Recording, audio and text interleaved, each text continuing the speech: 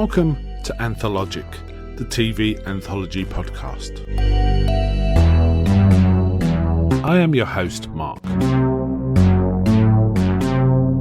Join me and my guests on phase 2 of this project, where we're on a journey to explore the good, the bad, and the odd of TV anthology shows, season by season. Shows with a strong element of horror, science fiction, and mystery suspense drama. Join us as we slip through the cracks of reality to approach the extremes of experience, where we can peruse the stories and art of a sinister fairground of strange and wonderful rides. There is no going back. Don't say you haven't been warned.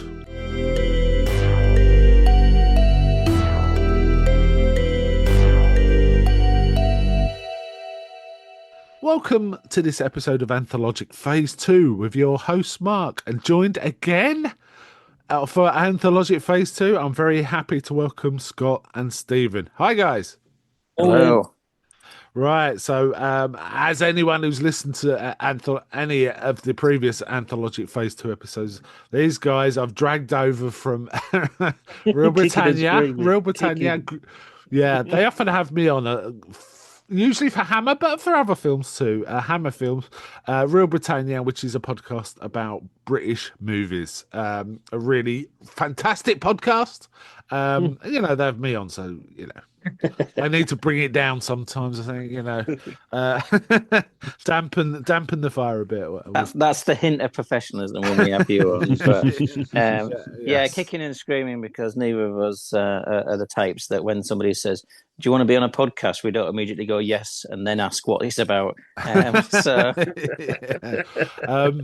But we are, I have to say, I'm really happy to get back to this. We are covering season 2 and a little bit extra from Inside Number 9. We had a great time when we talked about series 1. Yeah. Did I say season? You did say series. Well, season is not allowed. It's wrong. We'll pick on you every time. Yeah. I'll stop saying that. I'll try. So series 2 of Inside Number 9. I really enjoyed season. Oh, I've done it again. Series 1. But this continues that, and there's some really interesting stuff. This I feel like is almost like if like British anthology shows were, I don't know, a spider web. It feels like Inside Number 9 sits really quite in the middle of the web. It's drawing from so much, and it's kind of, I feel like it's projected out. So more recent anthology series feel to me they're riffing a bit on Inside Number 9. So Inside Number 9 feels quite important for British anthology shows to me. I think you're right on that, in the fact that they are, extremely cerebral and voracious in their, input from that they're picking from sources, and that they have done since their young lives, even as children. They've been basically compiling influences, and particularly from anthology shows that you've covered off. And I think that they are bringing it all together and mixing the influences together and being something greater than the parts. Yeah. Then as you say, from there's other things, not just, we can maybe mention about Black Mirror or things like that, but there's other things as well which are taken from these. And there's even, shows that I think in the United States, there's one that's based within a hotel room that seems very much that they've been influenced by Inside Number 9 with the way that they do things and the mixture of genres. So their influence is massive, as well as their influences. Yes, I have to also say I detect quite strongly through the shows, not just TV influences and not just movie influences. There's often literary influences as well, though they're quite deep in the mix. And some of them you're kind of, are they influenced by this because they're using that kind of vibe, but you don't know with these guys. And I feel like they're well read as well, watch and absorb a lot and talk about a lot of things. I think that's their sort of wheelhouse. Um, anyway, let's get on to episode one of series two.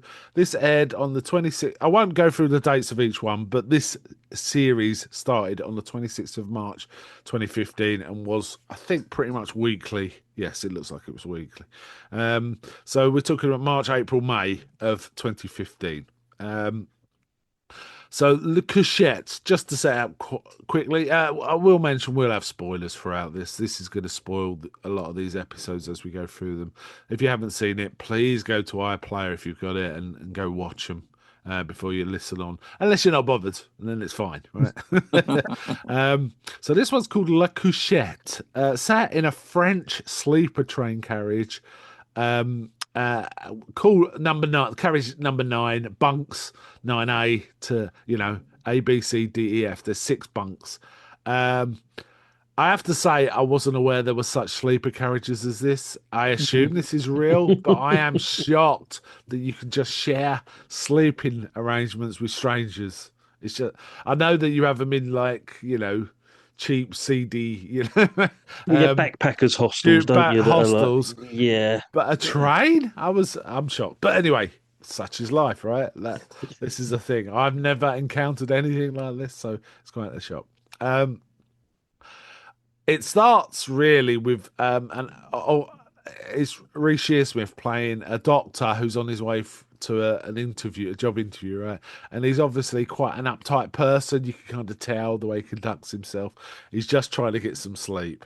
There's, I think there's someone else in another bunk, but that character we don't interact with till near the end. Um, but it starts with like a large flatulent German who's burping and farting and this, that, and the other, played by Steve Pemberton, who's kind of a bit drunk and not quite sure he should be sleeping. And then it develops. We get other characters come in, don't we?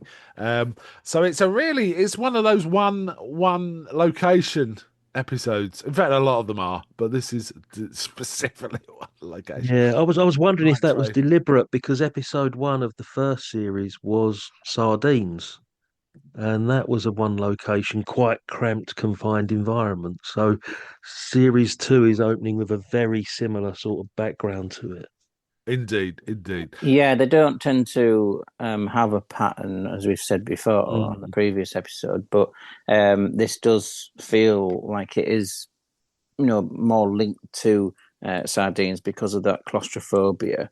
I think of this series, it's only one of two that were actually studio based with the filming rather than location based, and they were removing walls in order to get the cameras in this tight space. And that, from reading what the cast was saying, that it was difficult for the crew to do that technically, but for them it just intensified the feelings and made it actually, them buy in a lot more to it. So it is I think the claustrophobia we might feel from it is actually what the cast are feeling. And apparently, one of the cast members, Jack Whitehall, because they'd set it up on springs to actually have the effect of the movement of the carriage, he actually was vomiting at points because of his travel sickness. So.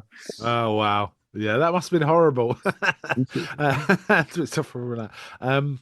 Also, the actual physical proximity that all the actors are to each other by necessity of the with the space gives it an interesting. I was wondering, oh, did that set? Was it a bit smelly towards the end of the day because it was also confined? That did make me laugh.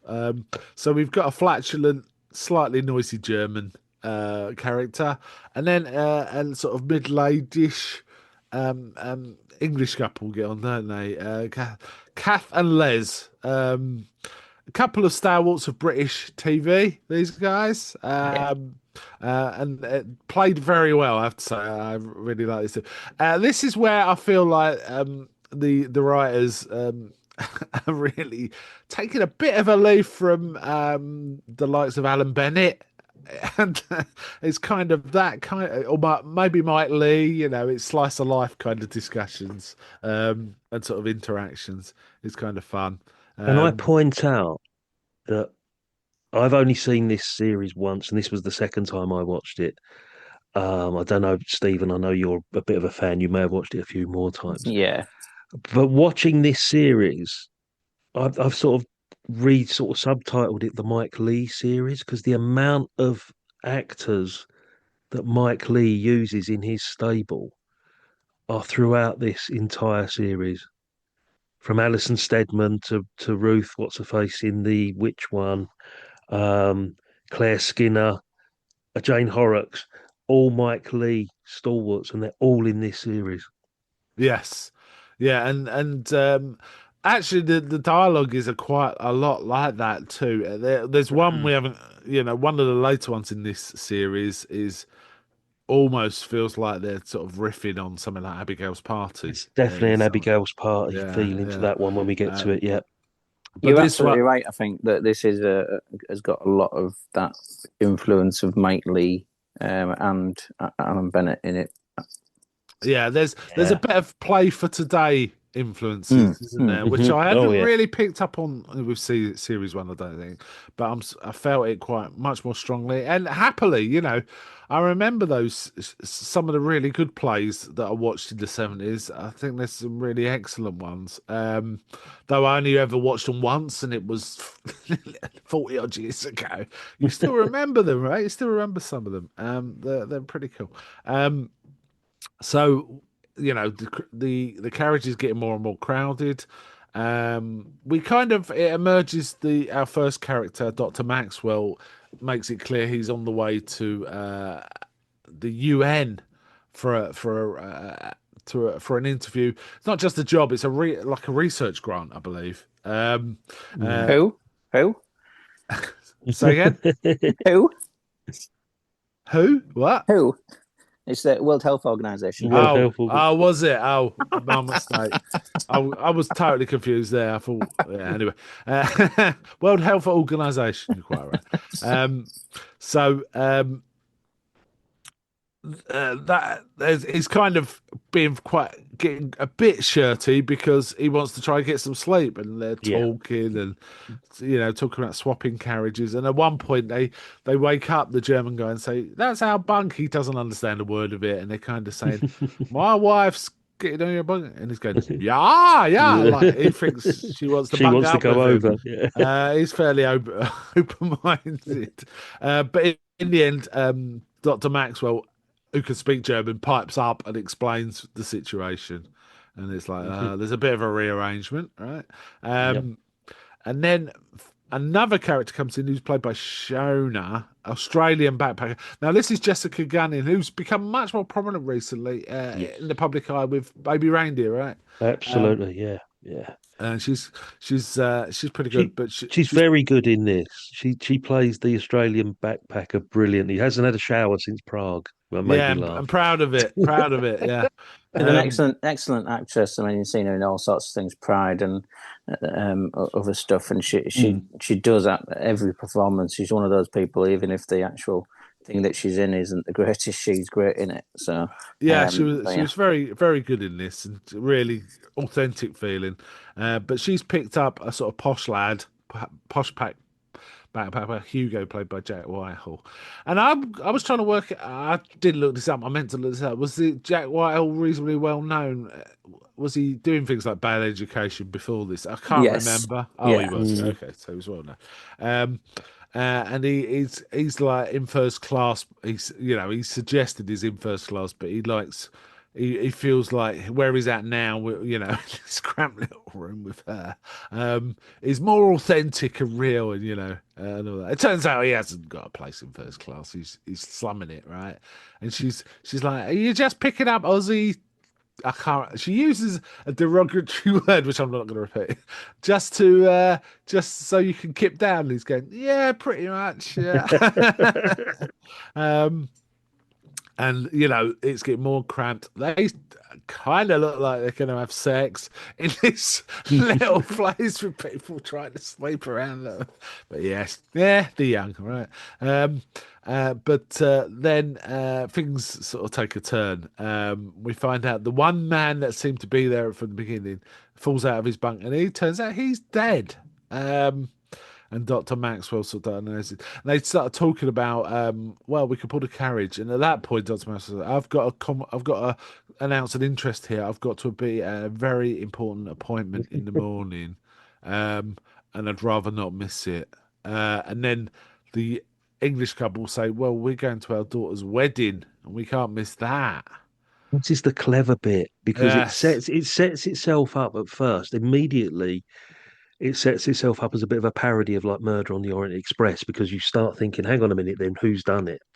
But Yes. then immediately it flips it over and it sort of subverts the script, and the passengers are more concerned with the whole inconvenience of the Yes. situation, delaying the train, missing the wedding, like you say, than the tragedy of the situation. It's just like this is really very British, very inconvenient. This whole situation. Yeah. We've got to be somewhere. Yeah. In Yeah, fact, it pulls originally on, like you say, Orient Express and Strangers on a Train and etc.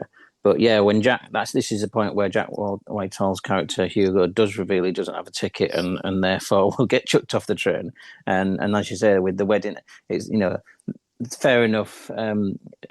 Julie Hesmond Haig's character, she's really the only one that's saying no, we need to do something about this, and not delay, but then gets convinced otherwise. But yeah. otherwise, absolutely, everybody's got a vested interest in not reporting it straight away, which, like you say, is the British inconvenience of things and Yeah, not making a very. fuss. Yeah. But Dr. Maxwell takes it in hand. He says, I've declared him dead. I'm a doctor. I've declared him dead. We'll Mhm. just tell the inspector when we get to the end of the journey. It's Yeah. probably better all round anyway if we just do it that way, because, yeah, and all that. And that's fine. Well, he And, pretends to go look for a guard, doesn't he? oh, yeah, I'd forgotten that. Yes, Mm. yes. Yeah, in fact, I'd put that two and two together about, how it ends that he was pretending. I thought he actually Mm. had gone to look for a gun at that point. So they basically they bundle the dead man, back into a thing, and Hugo has to share with him too because Shona's been put off a bit by all this, right? Uh, Well, she's been put off by the fact she was lied to just for yeah, there's a bit of yeah. that. Um, so the story develops, and well, we don't have to get into much more plot. Basically, it develops, and we see sort of the outcome, which I thought was the twist, but The it turns double out there's a twist. further twist. It's a typical inside number nine thing is a double twist, and I Yes. think you find that quite often in this series. Yeah. And what I like about this as well, it is broad farce. It's a whoops, there go my Oh yeah, trousers type yeah, yeah. farce.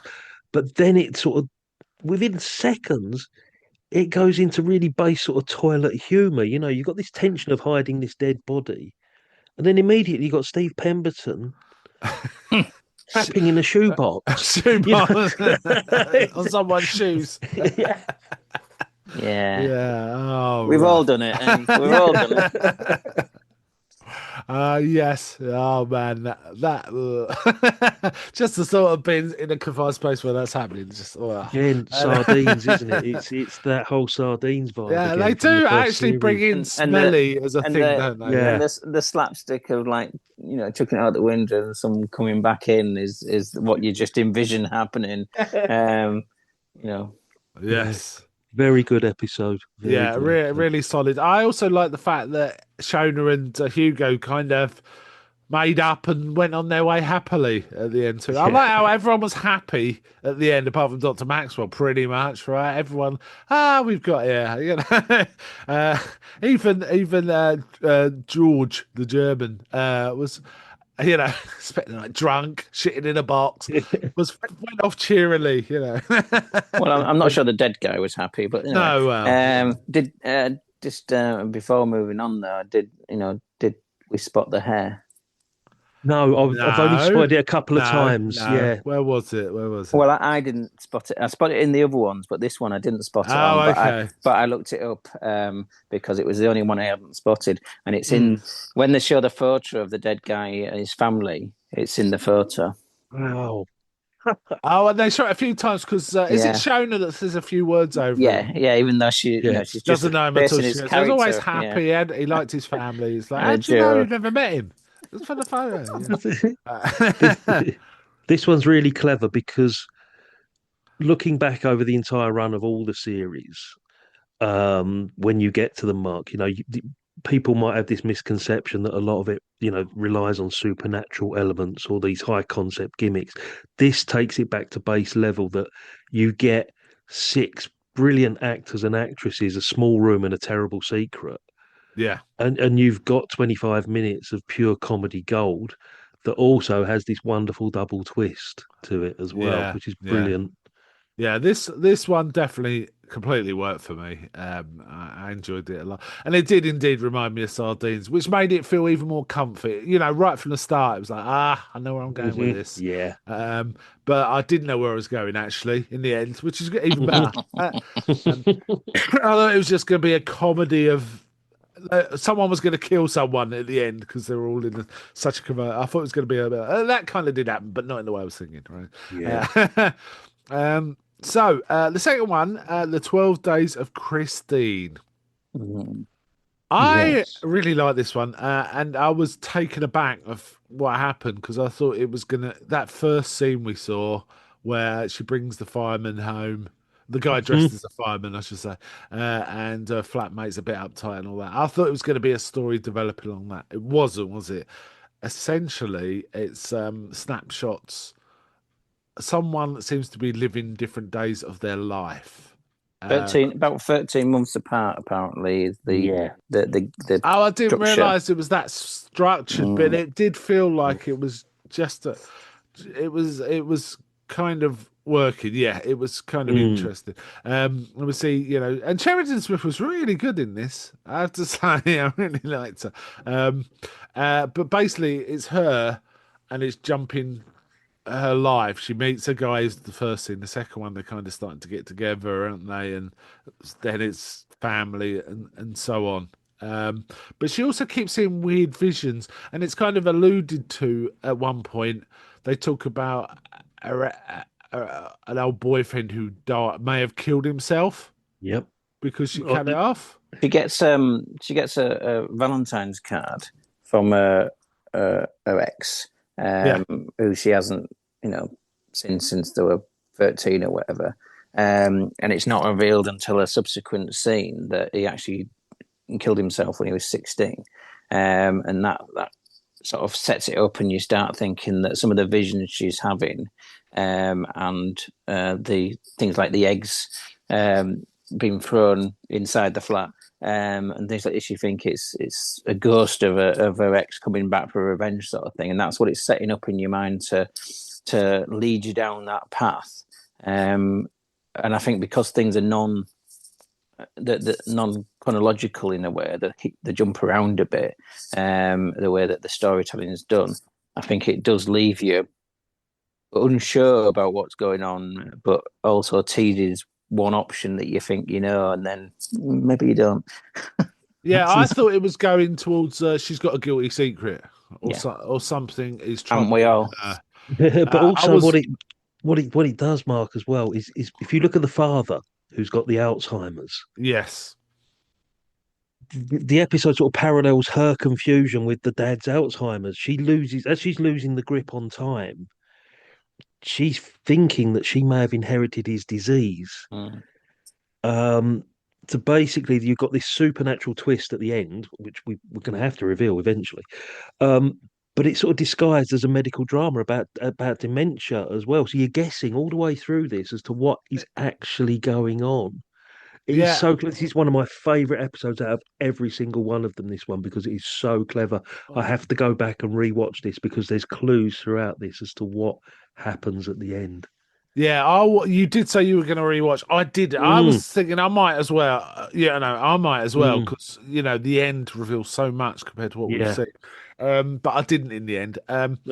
What I will say is I didn't even realize until the end this was much more of a drama than a comedy. I was just gripped Oh yeah, anyway. Right, yep, this feels absolutely. much more like a bit like The Exorcism, the one we watched, Dead of Night one we watched, or something like that. It was an intense drama. There was comedy beats, definitely, but it was much more of an intense, mainly about her gay friend. He was a fun character, wasn't he? He was a Yes, fun yeah. character in all this. Um, so yeah, I was intrigued because I started watching. Then it was like, is this a guilty secret story? Then because of the time jumping and the fact in some of the scenes, her father seemed to be better than he was later in the time stream than earlier. I was starting to think this feels a bit like Kurt Vonnegut's Slaughterhouse Five, where the guy Well, is literally Yeah, lost in yeah. time and jumping about. well, that's where there is the where she's being comforted, um, when the little boy goes to school and she's alone and she's looking at the sad things in her life and etc. And he sort of is there to be giving wise words to her. That's like Yeah, that's past the point at which he's dead. So that's the ghost of him, either genuinely imagining it or she's just replaying what advice previously has been given. But that is, that's why it's disjointed with the time streams and starts making you think that she's losing her mind or there's something going on. In yeah. that sense, rather than it being simply a ghost story type thing. Yeah, and there's a couple of other literary things this reminded me of. Just want to mention those. It made me think of a story by Ambrose Bierce called "The Incident of Owl Creek," where a man is about to be hung for being in the Civil War, American Civil War, but he somehow escapes and starts making his way to his family and starts remembering things or future things and stuff like that. And it turns out he didn't escape at all. This is all Right. at the moment of death. He Okay. was seeing all of this. And there's another thing for Stephen King in the book Pet Cemetery. There's a bit where I don't know if you know that story, but there's a bit where a 2-year-old boy is running towards a road where a massive truck is coming, and a father's trying to reach the boy, grabs him, and then there's an entire like 10-page sequence about how their life worked out, and then the sequence ends with, but then he realised he didn't grab him in time and it was all what Ooh. he wanted it to be, which is a really dark thing. And this was making me think of those things. I was thinking of those things while I was watching this, and I found it really intriguing. And that probably distracted me from some of the Easter eggs, to be honest, because there was like elements like the eggs. It was like, well, that feels like a guilty secret thing. But this feels like a lost in time thing. So I had all these different elements in my head while I was watching it. I should have Can just I watched it. can I can I point out it's the same director directed this as directed the previous one, Yeah. and he's a Spanish director called Guillermo Morales. Now I don't know if you've seen this film, Mark, but I have, and it's one of those great, the great sort of Spanish horrors that came out about 10, 15 years ago. There was a big slew of them, like The Orphanage and things like that. Yeah, yeah. He directed Julia's Eyes, Yeah, I which have is seen that. Yeah, that's right. a really good horror. That is very Yeah, much in the vein of something like The Others or something like that, that's it. right? Well, this is the same director. He Yeah, directed this episode. it does feel like this. Yes, Yeah, yes, and yeah, it's brilliant. It's a perfect choice. Um, just to get that whole confusion thing because throughout this, but there's all these little segments, as Stephen said, are 13 months apart. And they're sort of highlighted by an occasion as well. It's Mother's Yes. Day, it's Valentine's Day, isn't it? And a birthday and things like that. Mm. yes, And it's confusing right from the beginning because you think it's going to be a Christmas story because it's the 12 Days of Christine. It starts they're in fancy dress after a Christmas party or whatever. And it soon develops into something completely different. And it's very clever because what I'm trying not to reveal the ending at the moment because we will do it in a second. But what the structure of it does is it sort of mimics the way our brains work, right? Because all three of us, we don't remember that mundane Tuesday morning. We remember highlights. We remember emotional yeah, peaks. We remember family occasions, don't we? You don't remember what happened on a Wednesday 3 years ago. And that's what's happening. Her memory is picking out highlights of her life that Yeah, just happened to be, spread along that timeline. and indeed, there's a lot of evidence. I think it's taken that memories are basically not memories; they're memories of memories, right? You just keep Yeah. remembering them, which Hmm. reinforces them further as a Yes. memory. Yeah. Yeah. Hmm. Yeah. So they become changed over time, and you remember them better or worse than they are, That's depending it. on your emotional response to that memory and stuff like Mm. that. So it totally makes sense that these are the scenes when we get to the end. It totally makes sense. Um, I've read several short stories where it's basically, oh, you know, this has happened, and this is just a memory, or this is a fake set of memories. I've read several short stories. In fact, I think I've written a few. So yeah, but I think the source for that kind of story is the incident at Owl Creek. Usually people cite that as like, that's the first of this kind of thing. It Yeah. isn't the same as this in terms of story and how it all happens, but it's that kind of dynamic is often cited. Yeah, I have to also mention Michelle Tetrees. Great to see Michelle Tetrees, right? Perfect casting. Absolutely wonderful actress. Yeah. Yeah, and I'm not at all surprised that they would have used.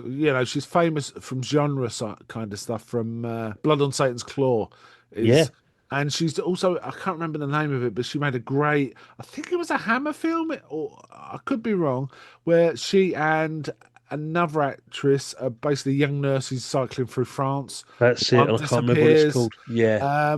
Yeah. Pamela, what's it? Isn't Pamela it? Franklin, I Yeah. think. Yeah. Yeah. And then the French police chief was the guy that plays Sir Humphrey's sort of mentor in Yes Minister. This is going to mean nothing to anyone, to a lot of people, but We Yeah. know what you're on about. We I know know what the you're talking film. about. Yeah. Yeah, Don't fear the dark or something like that. Yes, I know the Something. one. Yeah. It's one of those titles that are hard to remember. It's quite a good film though. But yeah, it's great, and she was great in this. Michelle Trist was really good at this. I liked her character quite a lot. Um, And I just yes. point out, I don't know how much of this we want to reveal, but when I went back, I did find so many clues going through. So are we going to say exactly what's happened at the end, I Mark? think we have to properly get the discussion going, or we need to Yeah. stop right now. It's one of Oh, those. Let's go for it. Again. This is a great specifically. This episode really hinges. The enjoyment of it hinges on the end and how it ends and how yeah. it elucidates what's happened before. I think when Um, you've described about the source influence with regards to what somebody's imagined when that they've escaped a hangman's noose, but they you haven't. are right. I have done I think we Yeah. can already say that this is the premise is somebody's life flashing before their eyes. Yeah, I Exactly. mean, the other way it could have been is she could have been locked in a room, right, undergoing psychiatric treatment. That was the other way it Yeah. could have ended, Yeah. possibly, right? So, go ahead, Scott. Were you gonna? There's, I think I've missed more than I actually spotted because I think this is peppered throughout. There must be something in each of those sort of scenes that, that are highlighted throughout this. But basically, she's dying at the scene of a car crash at the end. This is the twist, and it's her life, as Stephen said, flashing before her eyes. Throughout that first 20 minutes leading up to the reveal, the lighting. Did you notice how many flashing blue lights or flashing red Yep. lights there There was were? flashing, yeah, yeah, Christmas trees, fireworks, things like that. So that's sort of representing the ambulance and the police sirens and the brake lights and all that stuff that we see at the end. That's going all the way through because she's seeing this in her brain, like she's lying there dying in the car. Sound. There's a lot of high pitched ringing, yeah, especially when she's creeping through the house and she's spotting what she thinks is the ghost and the eggs flying through and all this lot. So again, it's where she's smashed her skull and she's got this sort of tinnitus going on. That's present throughout the soundscape of this episode. Big thing, Reece Shearsmith. Now, at the end, he's there. He's in this raincoat. Initially throughout, we think he's a ghost or a stalker or yeah. something It like might that, be the don't we? boyfriend, right? Yeah, but we learn at the end that he's actually a pedestrian that she swerved to avoid. That's what's caused the crash because he says, "I'm so sorry, I didn't see you." And the whole thing about when she lets the ex in to pick up the son, and Yep. then subsequently then comes through the door at what seemingly is a second time coming through the door, despite a figure being Hmm. seen rushing into the boy's room, Yeah. and then going into the room and seeing Holden.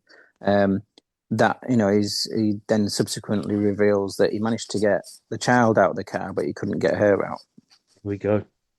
Yeah. Yeah, Um, the eggs themselves, you can see that her skull's been crushed.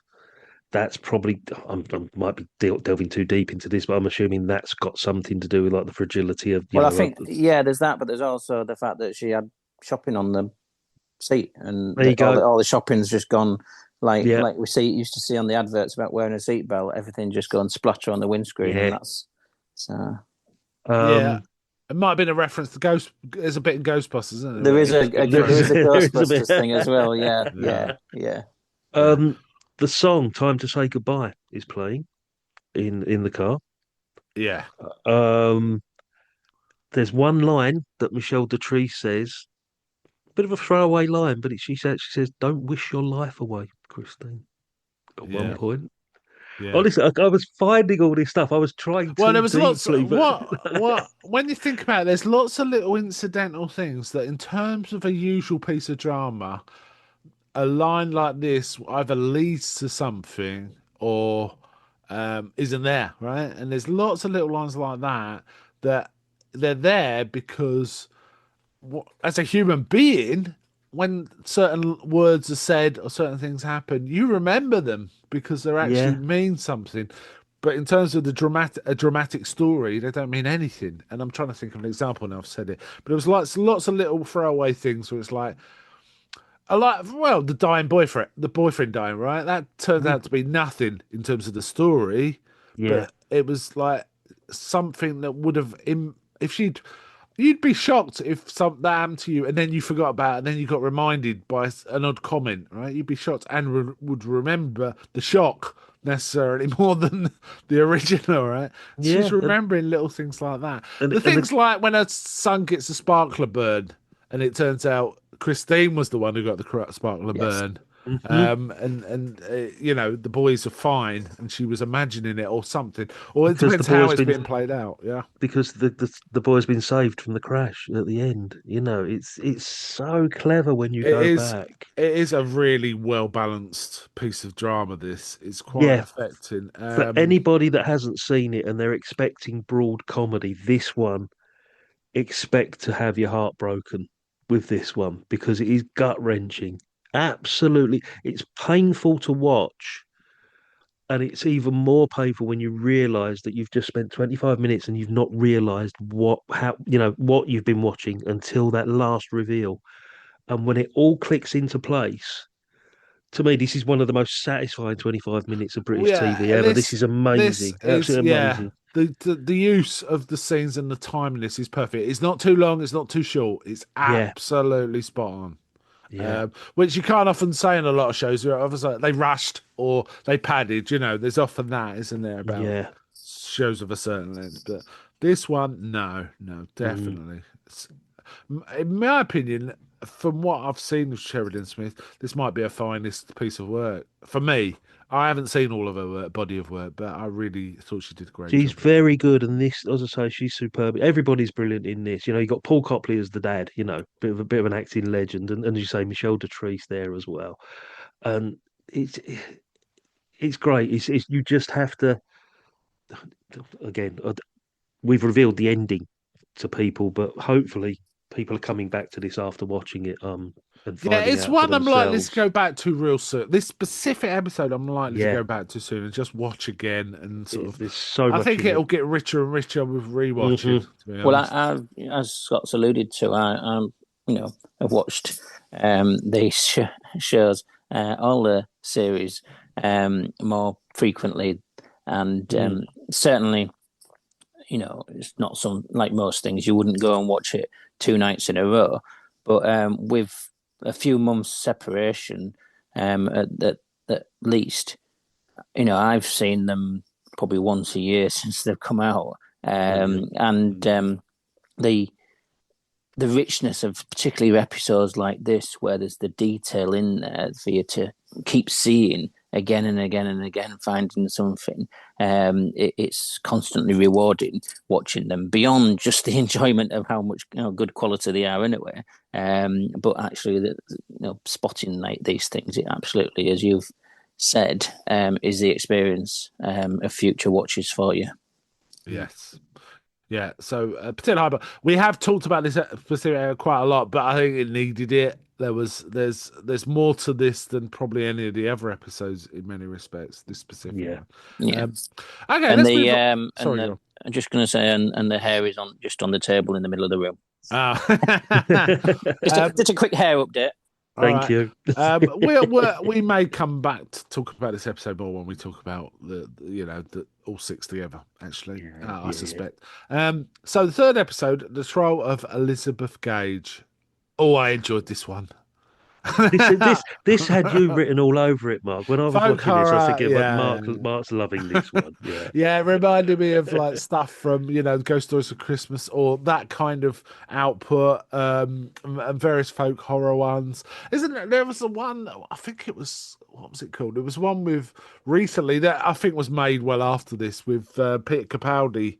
Um, um, uh, One of those Ghost Stories of Christmas one, which kind of I was thinking of that episode when I was watching this one. Yeah. But yeah, and it conjures up, which one the general and stuff like that. There's quite a good, if you haven't seen it, guys, a quite good series that isn't well seen on the iPlayer called The Witchfinders. The Witchfinder? Yes. Something Yeah. like Quite that, with recent. Tim Yeah. Keyes and Daisy May Cooper.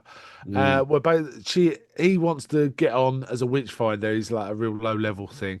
He can't even afford proper stuff, which you have to buy yourself. And he accuses Daisy May Cooper as a witch and leads her through Middle England during the Civil War, while slowly realizing she's not actually a witch, but but they just encounter all this madness of the British countries, British villages, and it's very funny. It Mm. reminded me of that too. But anyway, this was a lot of fun, right? We get Shearsmith and Pemberton as a couple of witch finders. Really well acted. I like how it's spoken as well. And Reece Shearsmith is obviously the zealot of the two. Steve Pemberton's character is much more. Well, could it have just been a mouse? It's kind of thing. Warren He's the good Warren and Clark though. Warren and Warren Clark. Clark as well. That made me Warren laugh. Clark. Yeah. And we also have David Walnut as like the town magistrate. Being he had the funniest stuff. He was just, I don't He's know, man. he's he's not this terrifying judge as such. He's this bored sort of bureaucrat that's desperate to be entertained. Yeah, who's That's how I saw him. It's the trial that we're going to be talking about.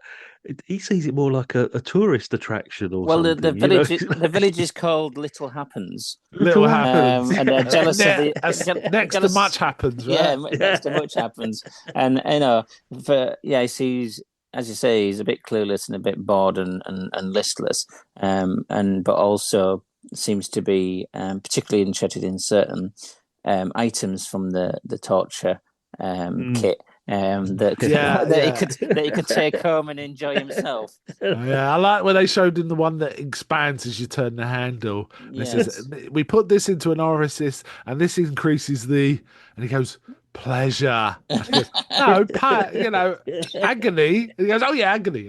Yeah. And then you see him drop it as he's walking out. And it was in his pocket. He goes, oh, well, I must have picked out by mistake. There's all that. This is kind of a sort of a redo of like something like Ace in the Hole, right? Where someone's tragedy becomes your town's sort of Entertainment. sideshow and Yeah, entertainment. And you feel like a lot of those witch trials might have been a bit that. The Devil's a Ludon. Well, right? they did a lot of research, and some of the dialogue in this is actually taken from transcripts of stuff, and where they're talking about teats and suckling and all this kind of stuff is taken from that. But there is evidence, because I've seen documentaries. There is evidence that there's quite a bit of people being identified and grassed up as as witches, in order that people can inherit their stuff or get out of debts, particularly. With or get or settle scores for some cattle that have been sold that then have died. So there was quite a lot of that went on. I mean, although statistically most people were found innocent of witchcraft, which is good, but there's a lot of evidence that people were just trying to settle grudges rather than it being any real evidence. Yeah, we the main accused, played by Ruth Sheen. Ruth Sheen's Mike Lee alumni, isn't she? Yeah. She's a pretty solid actress, and I also quite like we see Paul. I didn't recognise her as Paul Kay in this as the cobbler, right? Richard Two Shoes, married to Goody Two Goody Shoes Two is different. Shoes. It was. I always like him in stuff. He always. I find him a very entertaining sort of actor in whatever he does. So, but he was fairly low key in this, and it took me a while to recognise him. Whereas David Warner's pretty obvious straight away. But yeah, there's a lot of talk of, oh, we got a lot more room now, isn't there, and things like that. And people saying, I think I might accuse my mother because we could do a bit of space. There's a bit of that going on for yeah. So this is more comedy, and there's all sorts of things that appear not. I saw her talking to an imp who looked like a mouse, and like Mr. Clark is like, But they could there have don't. been a mouse? They're trying to play it quite straight though, without actually, being that they're. I mean, they're told not to laugh at one point, but they're.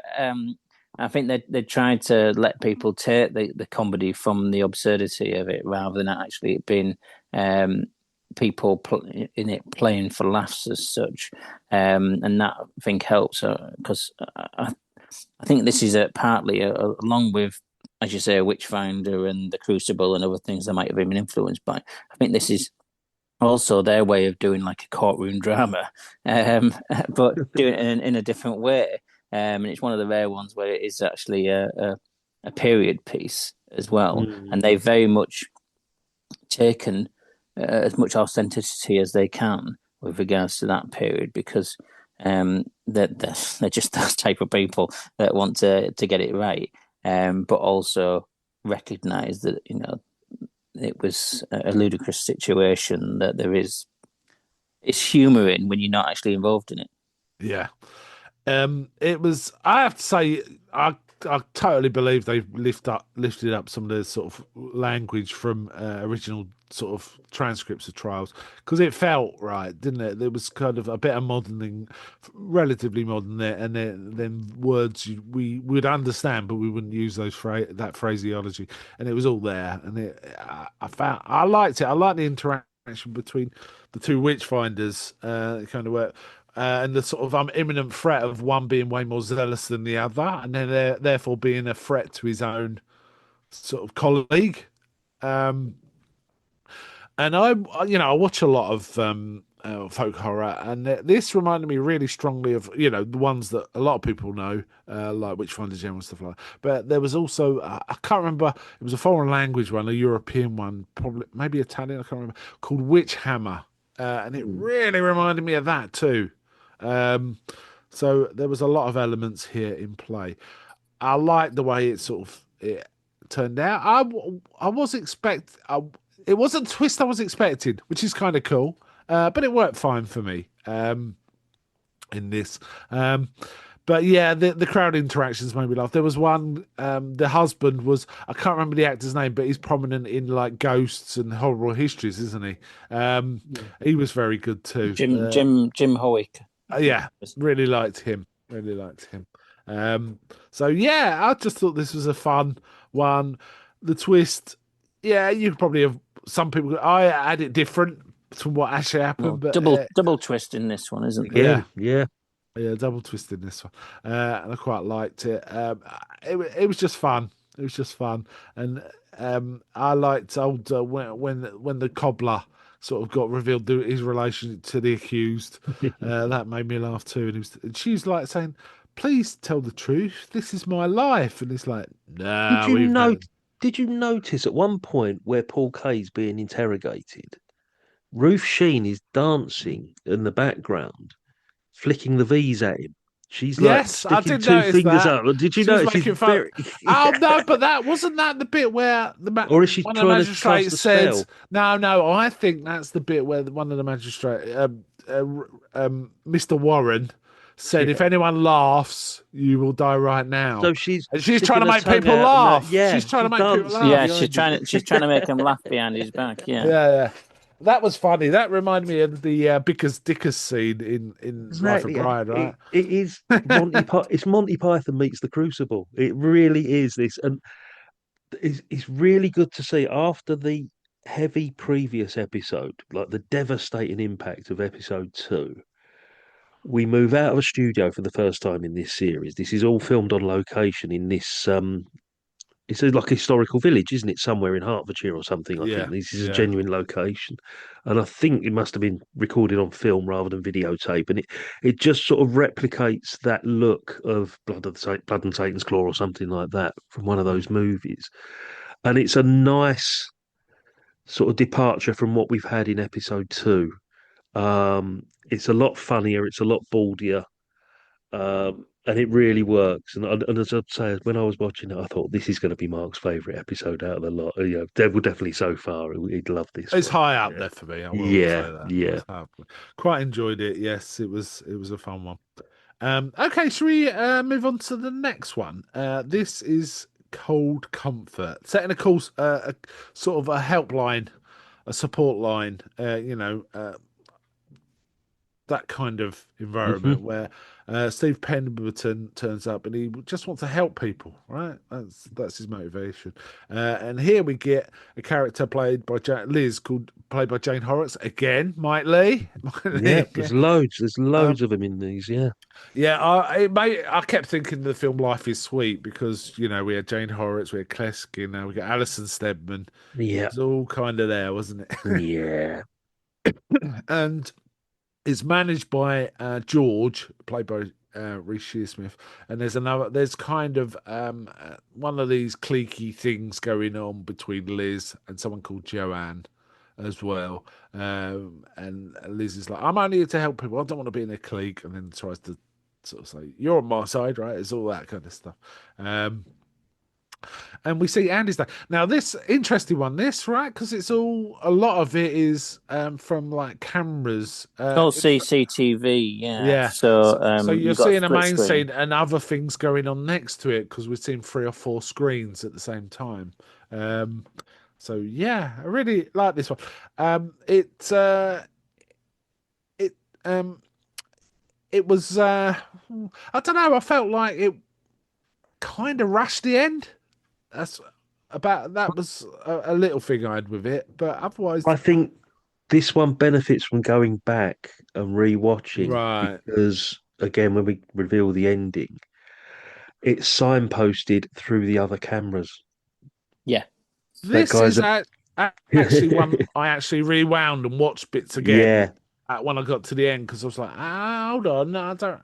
Because That that you end up just watching one of the four cameras rather than all yeah. three of them, and therefore, to some extent, and not that I'm advising this, but to some extent, you need to watch it four times and watch each of the cameras Exactly.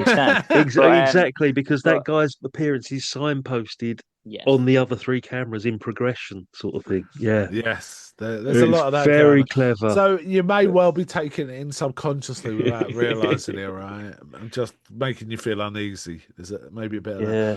The one bit that really bothered me is there's a bit where he's on a really long call and he's dying for a piss.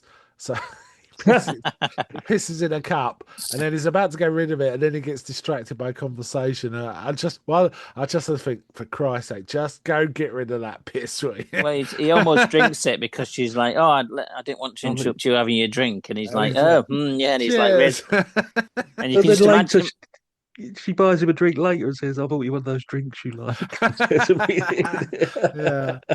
Um, yeah, that did make me laugh. And everything's being recorded, right? So, which means they can even rewatch stuff back.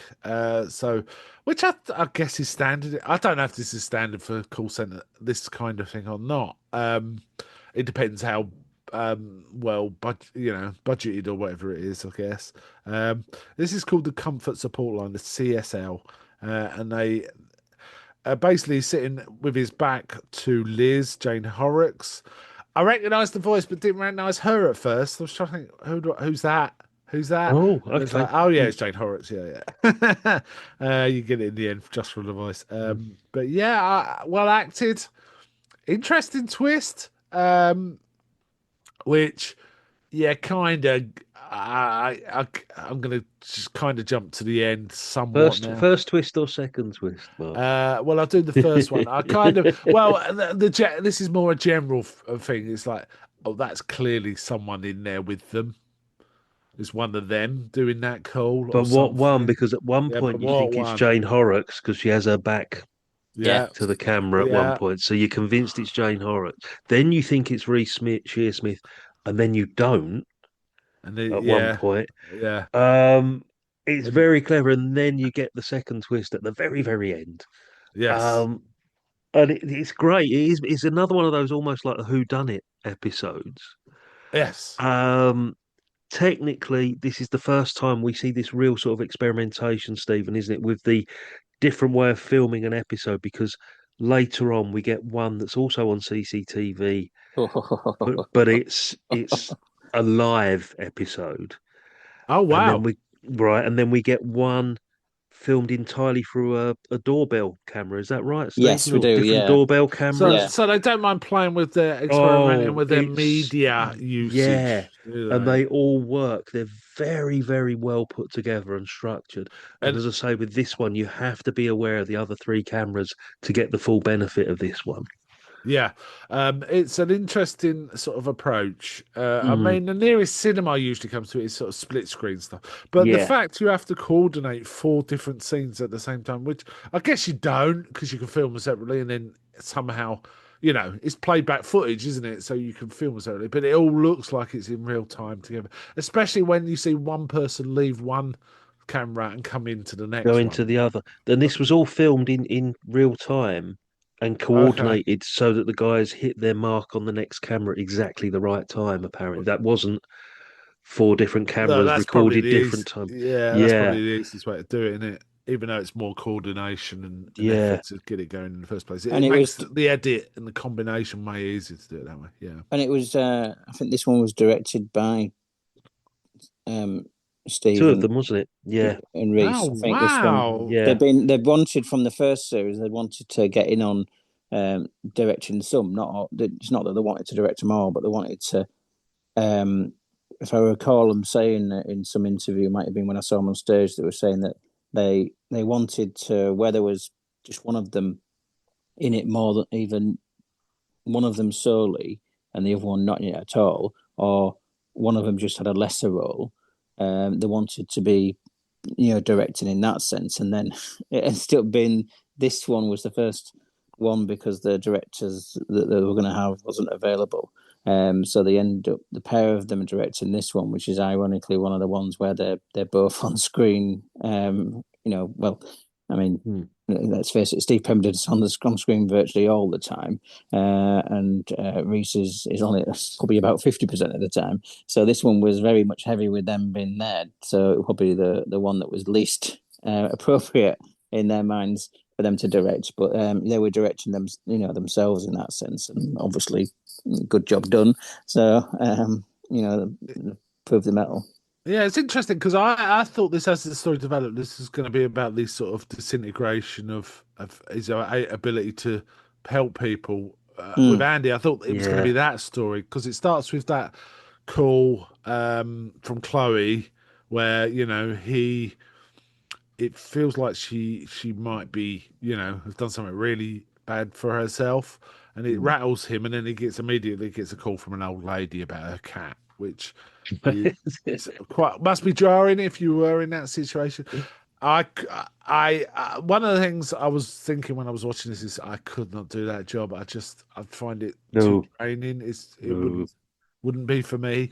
Um, and as he appeared to be I don't know, was he a volunteer? I couldn't. he seemed to be, although he was talking at the Yes, beginning. they're all volunteers there, from what They're I all could make out. volunteers. Yeah, If I recall correctly, at the beginning, it's he's doing it on the back of um, he's suffered the loss, I think, of yeah, his mother, and he wishes he'd had somebody there to support him. So what he's Yeah. doing is he's trying to do that for other people because he now knows what people need, which isn't sometimes the responses he gives.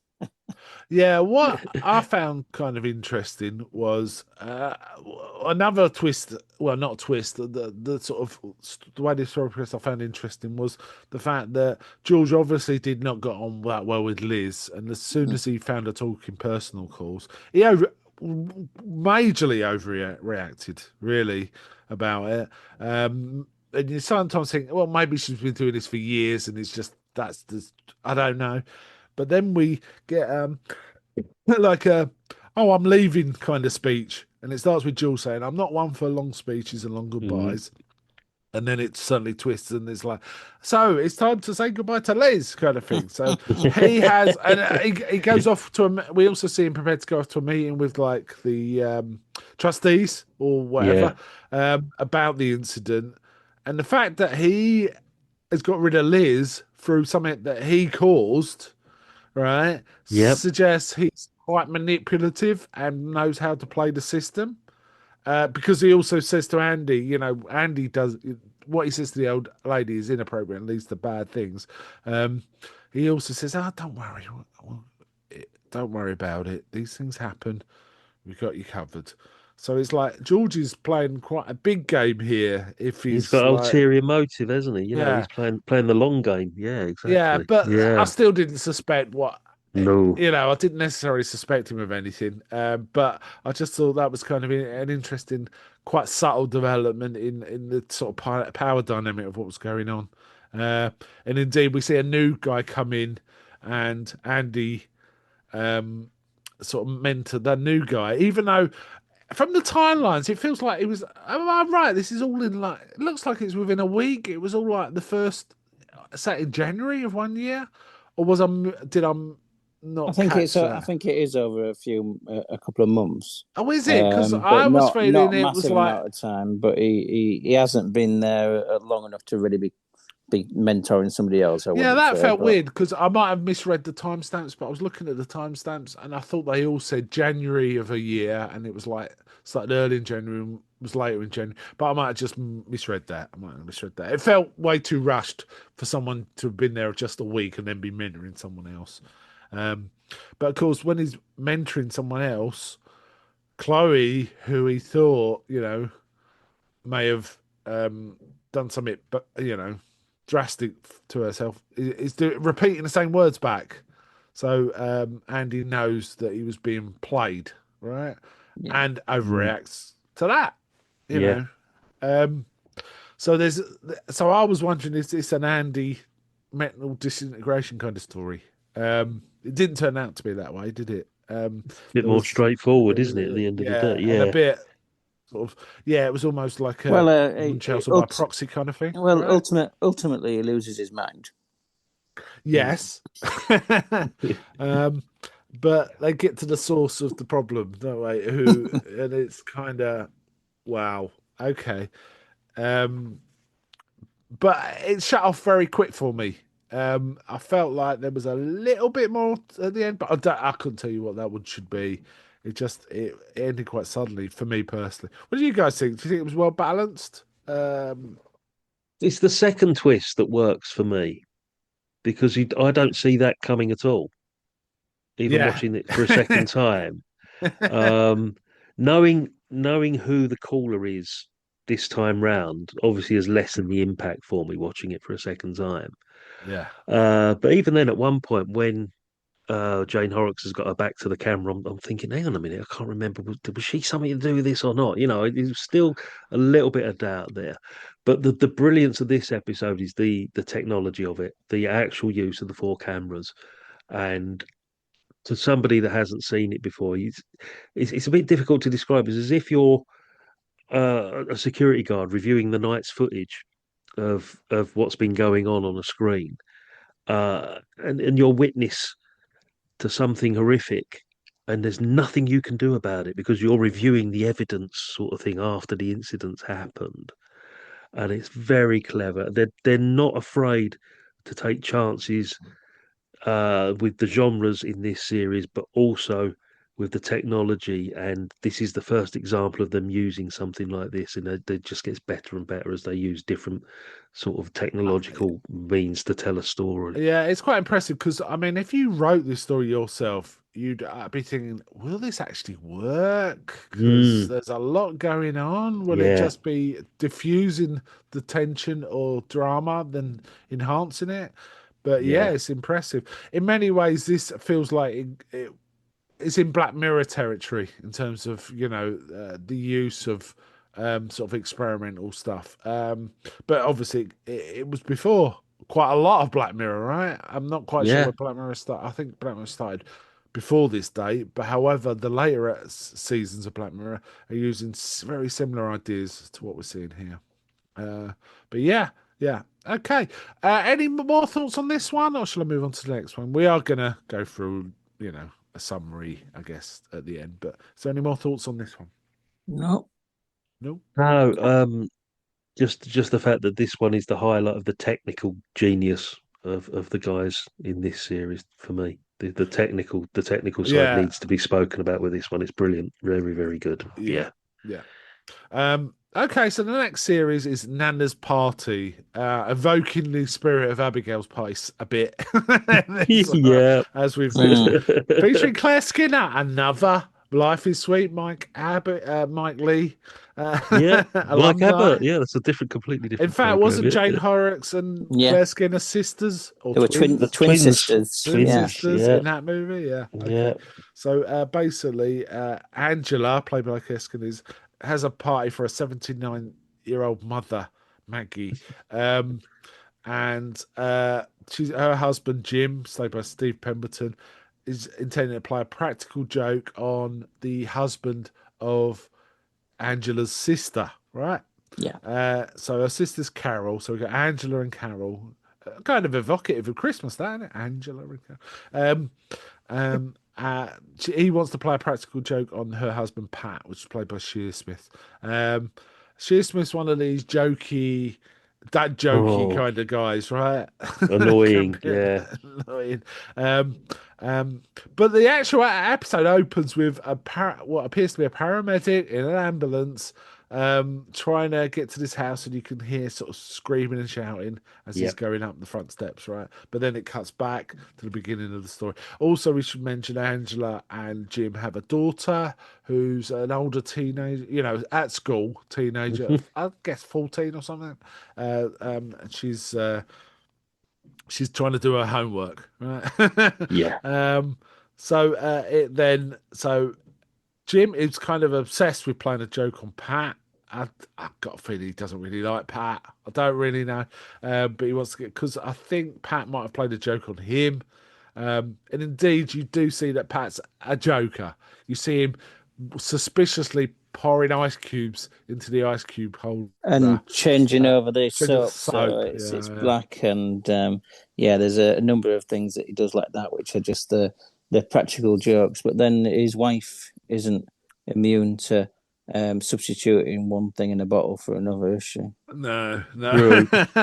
The first time we meet him, he's wearing a mask. He turns up as a A wolf. werewolf. It's the There's a same, so we Yeah, don't even but know I'm it's all right him. now. Oh, we Does don't. all Yeah. right now, and I have to say, I laughed at that Did you like? And I because laughed at the I'm on the seafood diet again. As he said yes, that oh joke as god, well. Yeah. the seafood jar. Yeah. So Angela's made a nice bed, but you can also get a feeling Angela's quite controlling because she keeps going on about. She comes into a room at one point and goes, "Oh my god, it's like Beirut in here," and her daughter is just sitting on the sofa in a perfectly neat room. Just a few tassels on the carpet that are out of Yeah. line. Yeah, Yeah. my own mother can be a bit like that, or she has been in the past. She's lightened up a bit since. And there is kind of a funny story because my own mother, when she was 79, I got it wrong and told my oldest son she was 80. Oh. I forgot, and then I realised I'd forgot I told him, so he gave her an 80-year-old card, and she's 79. Don't. So yeah, there is that. But basically, they've got a fake cake, right? where he's underneath. It's like a cardboard cake. It looks like a good cake, but he's Mm. underneath the table with his head stuck through. And they talk about the shutters of the table are open, so he can get Leaves, his head through. yeah, yeah. Yeah. Which to me immediately thought someone's going to shut that while he's in it, aren't they? That's Yeah. Yeah. didn't happen, didn't happen, but it totally felt like that was going to happen. So they come in. You kind of already almost immediately get the vibe that Carol is not happy with Pat. It's one of those relationships. She's kind of sick to the back teeth of them, kind of thing. Um, Yeah. And also twisting that round, Pat uses the comedy and the jokes as almost a bit of a deflection from the fact that he's trapped in this really horrendous marriage to an yes, alcoholic wife who really doesn't love him, stopped loving him years and years and years ago. yeah, And I think the jokes and the practical jokes and that are his way of coping with it. yeah. And I think It's all quite sad, really, isn't it? Yeah, she's trying to compensate for the fact that she hasn't had kids and potentially can't have kids because that's when she's asking what is her niece about whether she thinks she would made a good mum, yeah. Yeah. which then leads to further comments later on. But yeah, So actually, when they turn up, like they have a little conversation. They're talking about what they got for pudding, and Angela actually says, "Well, I was going to do a trifle," and then looks at Carol and says, "But there's sherry in it." Uh, Yeah, in yeah. those, and then just walks off. So you get the indication, okay, she's an ex-alcoholic. And then when we see her go in the bathroom, get out her Ombre Solaire and start pouring it in her mouth, yeah, she's got gin or vodka or something in there, right? Yeah. And she slowly makes it obvious she's drunk, or Mhm. she's acting like a drunk, right? Or someone Yep. who's started drinking, has had a few, Mhm. and then it progresses from there. The old mother Maggie is like made up. Her granddaughter shows her new tablet, and she's kind of impressed. And she spends quite a lot of the episode playing a game on the tablet where she's making a village or something. She's quite Playing a taken. game on the tablet and also telling everybody about a funny birthday card yeah, Yes, a that funny really birthday. isn't that funny. No, but it's more poignant towards the end. What was the joke? Yep. It says, "Don't worry about the past because you've lived. You've Yeah. I can't remember it now, but the final line is, It's about the "Don't present worry because I about the haven't past got you because you one. haven't got one." Yeah. Something Yeah. like Yeah. that. So yes, um, and this goes on, and it's very Mike Lee, a bit Alan Bennett. It's kind of funny enough. You see the It's interactions. the definite Abigail's party vibe is there, but it also is set up as a traditional sitcom initially as well. I think because you've got the unwanted guests, you've got those sort of little situations that you see in a traditional British sitcom of the 70s, the 80s, whatever. Yeah, And then it becomes very uncomfortable, which is what happens quite a lot. We find out in these episodes that you just start settling in and then you start getting a little bit twitchy because yeah. there's something quite subversive about, what's going on. Yeah, well, Um, there's also a built-in tension that they want to do the cake joke, right? Which is the joke yeah, is someone lifts up the cake and there's a head there, and that's it. he's just That's gonna. all it is. Yeah, yeah. That's all it is. But things keep happening to stop people picking up the cake, and like at one point they light the candles, and you think Yes. something bad's going to happen because I think it's a cardboard cake, it ain't a real cake. So if the yeah, Yeah. candles get to the bottom, and at one point they say, please light the candles. To the mother, and she's not doing Mm. it, and there's trying to take a picture and all this, and in the end, Angela like stamps them all out and says, "You took my wish," which is so Alan Bennett, isn't it? um, and then for some reason the room clears, but then Jim comes out from under the table and goes, "Oh, my neck's killing me." Mm. And it says, "Oh, well, we'll leave it for another time. Yeah, don't do it this time." And he says, "No, no, Angela, get under there. You can do the joke." And he thought basically wants to do the joke. He's kind of obsessed with doing the joke. Yeah. So Angela's now in the cake, and Jim's turned up, and they start having small talk and stuff like that. But then things start getting said that really are quite shockingly bad. Um, Jim's part of the conversation. I mean, they start talking about swapping a videotape, right? Then Countdown, yeah, yeah, and then it but turns out it's not countdown. pornography. Yeah, Yeah. How do they Yeah, refer to his garden shed? What do they call his shed? I The can't the deck remember. house or something, isn't it? Or something. yeah. And they sort of say, "Oh yeah, Dad's out in the deck house with his countdown videos," and then you find out that these countdown videos are all sort of hardcore pornography that he's Porn. lending to Pat. You know, Yeah, and Pat's like, yeah, I'll have one for the top and two for the bottom, and all this. And he starts explicitly referring to it, but Jim kind of says, because he knows his wife's in the room under the cat, you know. And he says, I don't know what you mean, and all this kind of stuff. But then uh, uh, Carol then appears, and where she's Carol appears. drunk now, yeah. Yeah, and basically starts talking about basically they've had an affair, they've had a few nights together or something. And says, "You've made me promises." And he goes, "No, I've got to go and put the sausage rolls on." He goes, "You can put the sausage rolls in my oven anytime. It's fan assisted."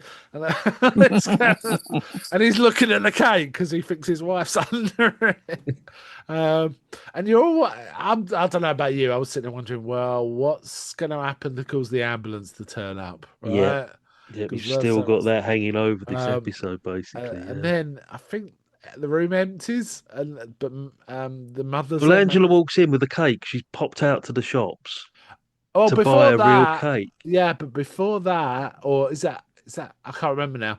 But the mother gets the knife, doesn't she, onto the cake, and we think Angela's still in Oh, the cake. that's right. We think she's still underneath. Because Yeah. as soon as she sticks the knife in, it's not a real cake. And But that's where you think Angela's the like, ambulance was going to turn up. That's right. yeah. That's the But then first Angela incident. Yeah. turns up with a cake, right? Yeah.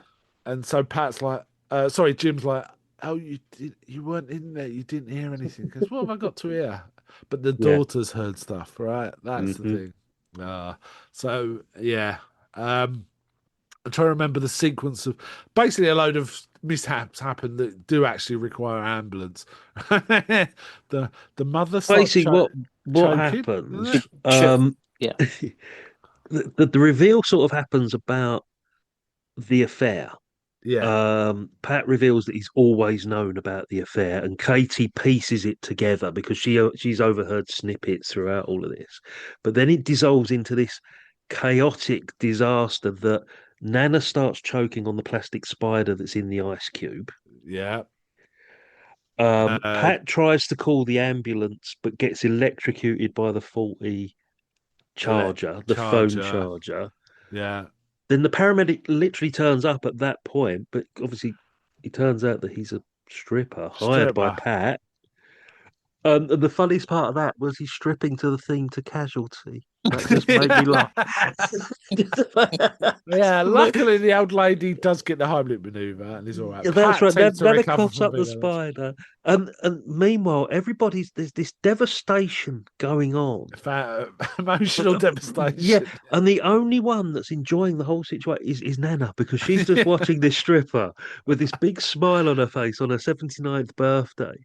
And there's like Reece Shearsmith suffering from an electric shock. That's it's just so funny. It's just hilarious, like calamity at the end. Yeah. And it ends with Nana saying, "Oh, I'll have to get one of these tablets on my ear." Then she starts reading out the card as Again, basically Jim's like, where's Angela? Is it the daughter Katie? I can't remember.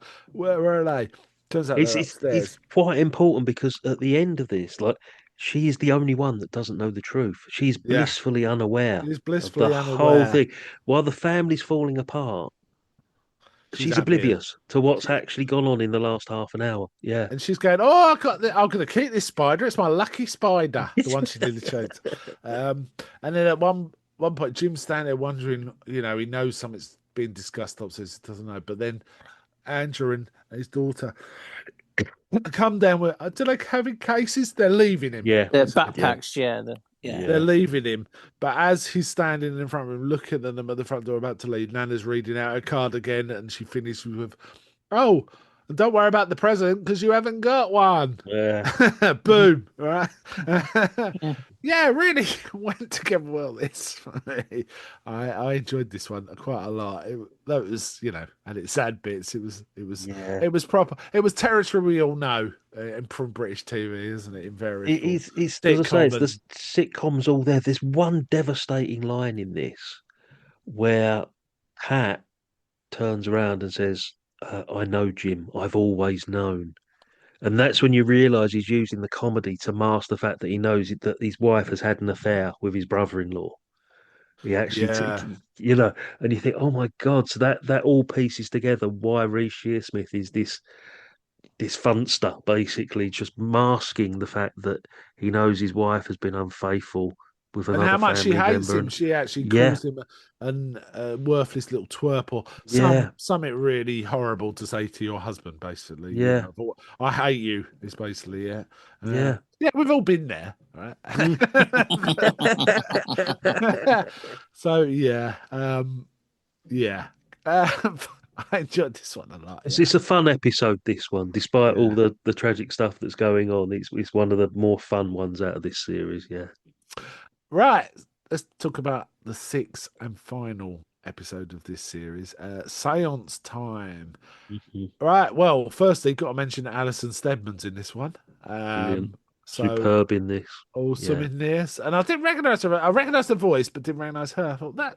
God, that woman sounds like Alison Steadman. It's like, oh yeah, it's Alison Steadman. Seance time. Yeah, I have to say this started really strong for me. Really hmm strong. I thought, hmm and I thought, where is this going? This is mad. And I should have known. I should have known there'd be a twist right near the beginning. Yeah. And it turns out there is a seance, there is a medium. A young girl comes, she's been directed by a friend to come find out stuff. And I mean, it's quite the horror film, actually, the first bit. Essentially, things start weird, the medium, Alison Steadman's character starts talking in strange voices. There's smoke coming out. There's a tambourine flies across the room, and then like a creepy demon appears. Um, yep, and then Clive the creepy demon. Yeah. yeah, and then it turns out it's one of He's these. not a dwarf, though. He's not No, at he's not all. a dwarf. He's, Do he's you just know who short. he was? The actor. No, I It's an liked him act. though. It's an actor called Dan Starkey, and both of you will know him Yes, yes, he plays the Santorans. in New Who. He's And, yeah, Oh, Strax is the guy that plays Strax. yeah. Strax. Strax It's is Yeah. him. Yeah, amazing as a character. yeah. It's him, Dan A Starkey. bit of an aside, but I've literally just finished watching every single episode of Doctor Who. Well Um, done. Well all done. of them. I've watched them all now, so I'm going to start again. I don't care. Yeah, yeah, But you have to. Strax, I really like. That's straight. Mm, Oh, I didn't know that until you just mm, said. That's yeah. all. I really liked him in this as well. I thought it was very good, No. and I like the lovingness of this one. Oh, I should have said. So this is a hidden camera show, and they're just trying to scare people. And is it called Fraidy Cats or Scaredy Cats or something? Scaredy Cam, I think it's called, isn't it? Scaredy Okay, Cam. Yeah. yeah, Yeah, yeah. okay. There's a Reece lot of Shearsmith is a bit Jeremy Beadle, isn't he? But he's a washed up sort of presenter that's presenter. had his heyday because of something that happened with the boy. There was somebody who was scared as a child that was scared and Yeah. wet themselves on camera, and it went out Because for he jumped footage out and as a everything. gorilla, right? Yeah. Yeah, it jumped out as a gorilla, and the child got bullied relentlessly for the fact that they were on television wetting themselves as a teenager. And if I remember correctly, they either said or alluded to the fact that he committed suicide on the back of the bullying he received, and Yeah. that got the show cancelled. And he's been doing bingo adverts until he's managed to convince somebody to put it back on. But it's perhaps either on a really low budget digital channel, or it's just on YouTube. I don't think we find out which. Yes. Yeah. Yeah, it's basically low rent, isn't it, compared to what he's done before. But they've Yeah. set up this place where they can just keep bringing people in to do this one trip. I presume it's going to be a segment where they're just doing this prank. It's compilation. They said they're going to have the compilation of reactions Yeah. to this was what they tried to say. They will edit it out some of the bits that the troublesome. Yeah. So that, I mean, it was quite scary. It wasn't quite an effective bit of horror until the lights went up and it was revealed as a what's it. So it's interesting to see how the mechanics of a horror film work to scare you, and then as soon as you know what it is, when they replay it, it's not scary at all, is it? Right? Yeah. Because you know what's going on. So yeah, that I thought that was interesting. I really like Alison Steadman as Madame Talbot as well. That I was love kind the of way she goes on about the fact that she has to get away because she's appearing in Hedda Gabler later. Yeah. You know, she's yes. treading the boards, lovey. You know, and She's it's just like, she's proper lovey in this, yeah, and and she's can I have always a got an footstool? opinion of how to do things professionally. Like I told you, we should have had a what's it nurse, And yes, an on-set nurse or nurse something. at She And she nurse. said, says yeah, she wants something to put her feet up on because her ankles are swelling, yeah, and then 5 minutes later she's offered that by somebody who doesn't know that's what she's requested, and that then is told off for being treating her like she's an invalid. So yeah, So strong cast is. It's always good to see Alice Lowe in stuff. She's very good. She yes, sometimes does yes. horrible histories too, but she's done loads of really good stuff. She's Sightseers. Sightseers is Yeah, amazing, sightseers, for yeah, example. yeah, yeah. But other stuff, she's directed stuff as well. I think I can't remember if the film's called Pregnancy, but it's about a pregnant woman. It's called It's a horror. Preg. What's it called? Oh, I know the one you mean. It's called something. It starts with She the word Preg, doesn't it? I she can't was remember. pregnant and is in the film Yeah, during the filming, and she directed it at the same time. That's a yeah. powerhouse. That is. That's a good film. Very good Yes. film. Yeah. And then we also have Carriad Lloyd. I don't know if I'm saying that right. Is it yeah. Carriad? Is it Carriad, Carriad? yeah, Yeah. Carriad. Because it looks Celtic and Welsh, yeah, Welsh. She's Welsh. Yeah, she's very good in stuff. I've seen her in lots of things. She's on a lot of podcasts too. She was good in this too. Very strong cast all around. Strong cast all around. So yeah, we are verging into the horror, but only for that dip, and then otherwise it's like a setup of a jokester kind of show, right? Yeah. Yeah. Noel All Edmonds, set in the Jeremy one, Beadle type thing. yeah, Yeah. Yeah. hidden camera show. Mike Myers kind of yeah. Yeah, so we see the scare of the woman and they tell her, oh, it's this show. And she's saying, oh, are you still on? There's lots of comments like that. And it's, yes, we're still on. On this. But, and there's also a creepy doll in a crib. Madame Talbot comes in with a creepy doll, holding a Creepy creepy doll. doll, The, which the goes, the teddy bear keeps reappearing on the yeah. turntable. So there's all Hmm. sorts of tricks set up in this room to make it look Mm. scary. So we get the idea that this is an embittered ex-broadcaster who's trying to make a comeback, and all he ever concerned about is how it'll bring him back in, and it doesn't matter what happens on set. It's kind of don't care. Yeah. It's So because they constantly mention they're talking about the top 10 highlights that they're going to go to, and everybody says, "Oh, you must do the gorilla episode. That's our favorite. That was the funniest." And that's the one that they can't show we're not because showing of that what. one. Yeah, Yeah, Yeah, we're not showing. He just doesn't. It's kind of triggered by anyone even mentioning yeah. it. There's quite a lot of funny stuff around um, the extra, who's no one knows his name. They just know it's the Blue Demon Dwarf, and he I, keeps I saying, "I'm think his not a build is dwarf." Clive. I'm sure somewhere his name was Clive. They find out eventually. Yeah. Yeah. So we then see the next person coming to be tricked. This is played by Steve Pemberton. There's a sort of kind of working class blue collar kind of guy who's really not Instantly that walks. impressed. Instantly walks in. He says, "I'm just trotting some dog shit the way through." Starts wiping And it on the carpet. yeah. And it just instantly sets up his character. That this guy's going to be a bit more dismissive than the Drinking a first is he one. drinking a beer? He's drinking a can of something, but he's drinking Yeah. a beer. and he answers But his phone rather than paying attention to the spooky entrance. spooky He's too busy entrance. on the Yeah. phone. And he Yeah. spots the string on the String, tambourine and snaps yeah, it. So that immediately part of the snaps trick's it. not going to work. Yeah.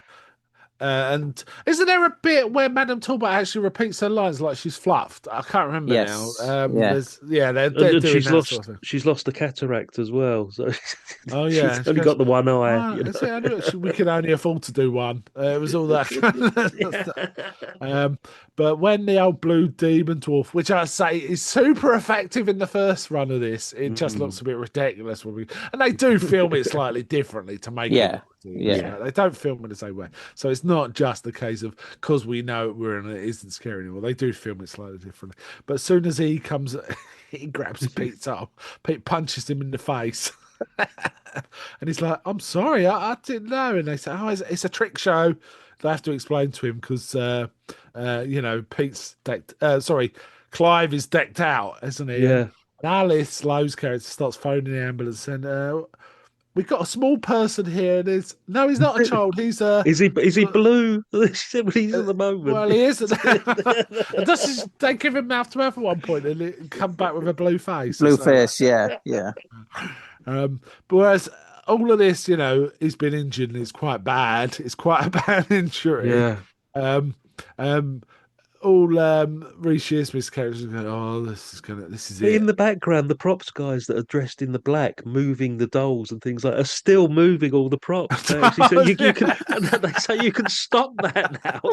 They're Um, still carrying on. yeah, but also, no, Reece Shearsmith's character. What's his name? He's called his character in this is Pete. Hives. In Pete, the yeah. is Pete. All right. Yeah, yeah. No, that's Pemberton, right? Oh, sorry, he's Terry. He's Terry. Terry. So Yeah. Terry is all he seems to be concerned about is how it's going to affect his career, as we've done. And I have to laugh when they're filming the bloke. He keeps swearing and they're saying, "We're going to have to bleep all this. We're going to have to. We can't use any of this and all this." So then he starts hearing weird whisperings, and he thinks it's Madame Talbot, but about like a child's voice. Um, um, so there is there's something going on, and he's rattled, isn't he, Terry?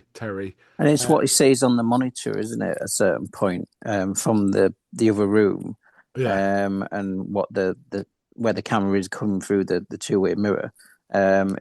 What he's seeing there, and he's like, oh, sees that he's alive. At least he thinks. That's again using a different perspective, camera-wise, taken from previous episodes. But yeah, he's obviously, like you say, only thinking about himself and not about anybody else. It's just his career. yeah.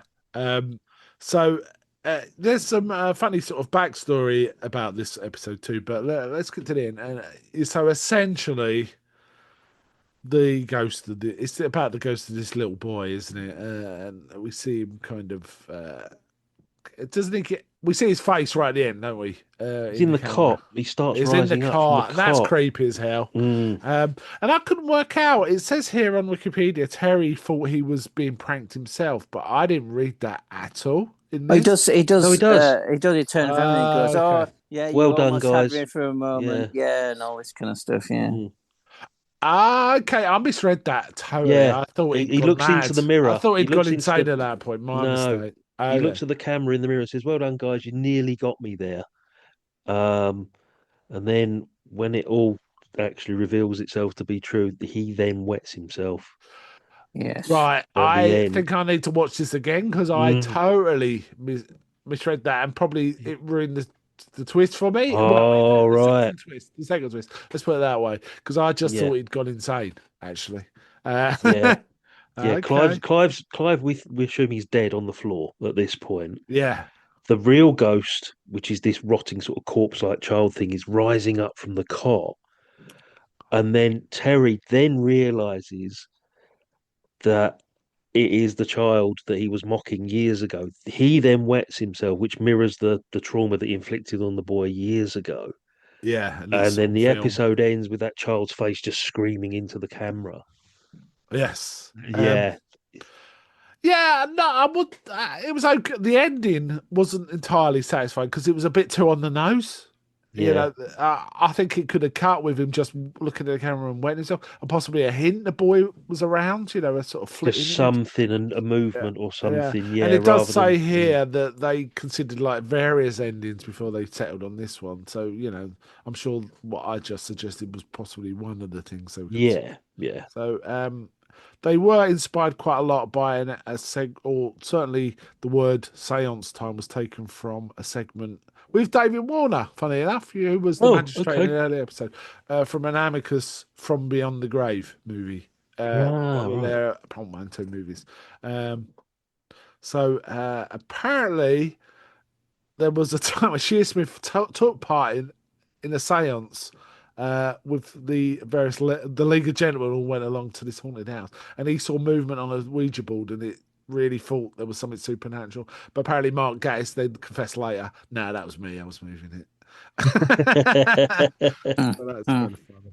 But yeah, not the most satisfying of episodes. It starts with a real bang though, for me. Yes. Um, Yeah. what do you guys? I think it might be more satisfying when Yeah, the bits that yeah, you might not have Mm, cottoned on to, and that's one of the things that we say about, I said earlier on, rewatches can improve some of these because they are so intricate. There's so much detail in there a lot of the time, because they're compulsive and meticulous, um, that sometimes you even like Scott says, you know what a twist is. You're still actually questioning what's going on and whether there's something else going on as well. yeah. And that's the beauty and genius of these fellas, to be honest. yeah, And the double twist as well, just when you think it's resolved, don't settle back on your laurels because there's bound to be something else that's going to happen. yeah, Very yeah. clever in that Indeed. respect. Yeah. It's quite unusual for them to settle on a jump scare, though, isn't it? It's quite unusual. I mean, they earned it. They earned it, I think, through the It's the episode. only But one that does when it's you it's consider some of the unusual. supernatural elements that we've seen throughout this. But then again, is there a lot of supernatural in this one? I don't think there is in this series.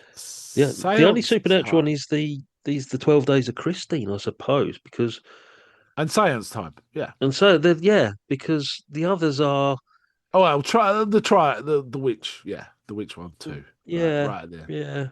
Yeah, but Oh God, of mostly course, not yeah, so yeah. The much. ending to that, absolutely, yeah. Yeah. Completely forgot about that. Yeah. So I don't think the 12 Days of Christine is supernatural as such. I think the trial of Mm, Elizabeth Gadge it is because yeah, of the ending. It was only at the ending is it supernatural, whereas all the way through it's just sad injustice. yeah, But so whereas this is more within the wheelhouse of what people who haven't seen Inside Number Nine expect it to be. They expect every episode to be like this, with ending in a supernatural jump scare and being spooky all the way, and that gothic horror and stuff. They expect that.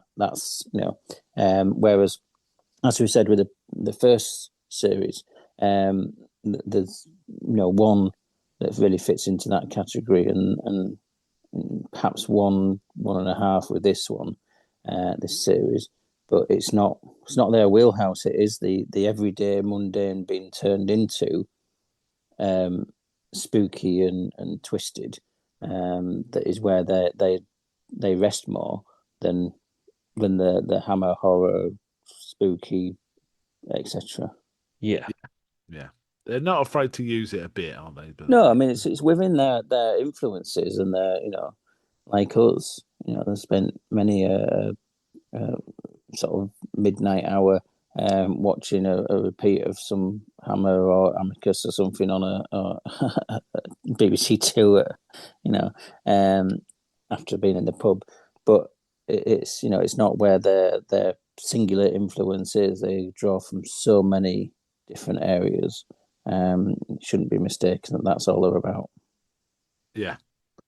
Right, let's I'll tell you what, let's have a bit of a review of this series and talk about maybe what we thought of it as a whole and what were our favourite episode or episodes and what were possibly the weakest ones for us individually. Stephen, let's start with you. I mean, you've watched this the most, so I feel like you have a strong grounding of where this might sit in the entire lot, and I'm happy for you to talk about that. But how do you feel about this series and what was your favourites and least favourites? It's still a strong series. I mean, it's very difficult to pick out a series that is any weaker than the rest. I mean, I do think that they start out particularly strong, and that is just because it's the first series. I think that does stand out in a different way because it's setting what passes for a template in their world as far as the double twists or the different genres being thrown in. Um, so that the second series doesn't disappoint. It just carries on that theme of the wildly various influences. So I mean, personally, for me, the out of these, picking a favorite, or it's, the 12 Days of Christine is it.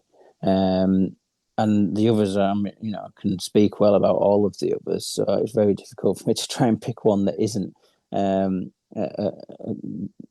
what is a lesser one. I don't think I have one that's the That's worst. fine. As such, I do agree that possibly the seance one, because of the fact that it maybe it like you said about the jump scare, that maybe is less satisfying as an ending than some of the others with the twists or double twists. But still, it is enjoyable, and still is incredibly well put together. But yes, the although I do enjoy the innovation of the using the CCTV, and the way that they've pulled from history, for the trial of Elizabeth Gadge, and the how well they've done something with the claustrophobia, on the train. I do, the 12 Days of Christine, because of the way that it plays with the timeline. It's got that subtlety with the the question marks over what actually is going on, whereas the others, what's going on. There's just what twist might come into it. Whereas that one, you're not actually fully sure what is going on. So that's why that one stands out best for me. Yeah. That's a very good sum up, I think. Shall I go next, or would you like to go next, Scott? No, you can go, sir. I'll let you go. Um, I'm kind of with you, Stephen. I think I feel it was a bit unfair for me to ask what was your least favorite, because the writing, the casting, the direction are all excellent in all of these, right? Yeah, And it's just every episode is. It's like, well, all right, it's either double A or it's A, right? It Yeah, feels like yeah, yeah, that. You can't yeah. really. There's no weak ones in No, this series, no. really. The best one I think was the 12 Days of Christine. It was definitely the one. Though you know what? When I was watching it, I thought the trial of Elizabeth Gadge would turn out to be my favourite. It just Mm, really hit all the buttons for me. yeah. But I have to say, when I think back on this season, the one I'm going to remember most is to 12 Days of Christine. Yes. So I can't not put it as the best one in this. Though I do really like the 12 Elizabeth Cash. But thinking on it, I like all of them. I It's think they're all difficult really not good. to. Yeah, The yeah, seance time, I think, all right, I misinterpret. I thought it was insanity rather than thinking he'd been tricked, which does dampen the twist for me as an individual. However, I still think the jump scares, it felt a bit, well, they usually do something yeah, much cleaner or much more in their ambiguous wheelhouse than that. Yeah, I thought that was a bit silly. However, I can't say that I thought it was a weak episode. It wasn't. It was really good. The yeah, first 5 minutes of it were possibly the best 5 minutes of the whole thing. Apart from some of the end, some of the endings are excellent. But that opener, Science Time had the best opener, in my opinion. yeah, Really, it yeah. really did. Um, so I'm not going to say any were the weakest. I am going to say the 12 Days of Christine was the most memorable out of all of these. But they were all pretty memorable and really well cast, well acted, well written, everything. I've got no complaints at all about this series. Um, Yeah. I am going to retain a soft spot for the trial of Elizabeth Gadge, and it may be at some point I might do. I think I could watch some old folk horror stuff, and that'll be the one I'll go to. mm. Mm. Um, um, so yes, that's what I thought of it. Scott, your turn. I think when all three of us first started watching this, going back to series one, we had this idea that we knew that Reece Shearsmith and Steve Pemberton, they were established masters of sort of macabre comedy with League of Gentlemen and Psychoville. We had this impression that these guys are great comedic writers with a very dark twist, dark edge to them. With the first series, they proved that they could bring the anthology format, which is what all of these podcasts are about, Mark. Your entire series about anthology series. They proved that they could bring it back to life, and there was a place for it in the 21st century. But they sort of stripped the supernatural sort of elements out of that first series a little bit, I think. But what they've done with series two, whereas season one was proof of like the concept that they could do it, series two just solidifies their genius that they've now realized, okay, we've got six more chances to tweak this and do something a little bit different. So they weren't experimenting with the format as such now. They start to dismantle it and they rebuild it. And your expectations are like, oh wow, I was not expecting that basically. Um, I prefer this series to the first series because mainly because of the 12 Days of Christine is so strong in this. Um, for me, I don't know. I mean, closely followed. I mean, I had a lot of fun with Nana's Party. That one was really fun to watch. That one, but then there's also that dark bit where Reece Shearsmith knows that the affair's been going on, and he's masking it with comedy and practical jokes. Um, Cold Comfort, the technical side of Cold Comfort is a standout for me. And that deserves rewatch upon rewatch if you want to get all the nuances and the little very clever choreography of that between the four cameras. Um, I like the Trial of Elizabeth Gadge, but it's lower down for me, that one. Yeah. Um, love the performances. Ruth Sheen was excellent. David Warner was excellent. But for me, there's stronger episodes that just made me chuckle, made me jump, made me laugh. Um, it's an excellent series. And when we get on to talk about what we're going to be talking about very soon, it just gets better and better. Mark, you're in for a treat because you still haven't watched further than this, have you, mate? You No, still, apart from the one we're gonna be talking, yeah. the Mm. yeah. I just want to say, give us some time. I just want to talk about season one again, actually, briefly, if that's all right. I have to say, as time passed, I remember when we talked about season one, I said the harrowing was my favourite out of Mm. these. You guys, it was among your weakest one, right? As time's gone on, I think the one that I remember most about that's fallen down. Sardines. Sardines remains the one I think of now when I think of season one. But again, they're all very strong. It's very hard to pick. You know, I think you, Stephen might agree that Tom and Jerry's one of the stronger ones in you think, one. yeah, Well, I think that you've got Quiet Night In and Tom and Jerry, and to be Quiet Night perfectly In. honest, Mm. it's I think the they're very solid, aren't they start out incredibly strong with series one, and I think there's more memorable ones in that than perhaps this series.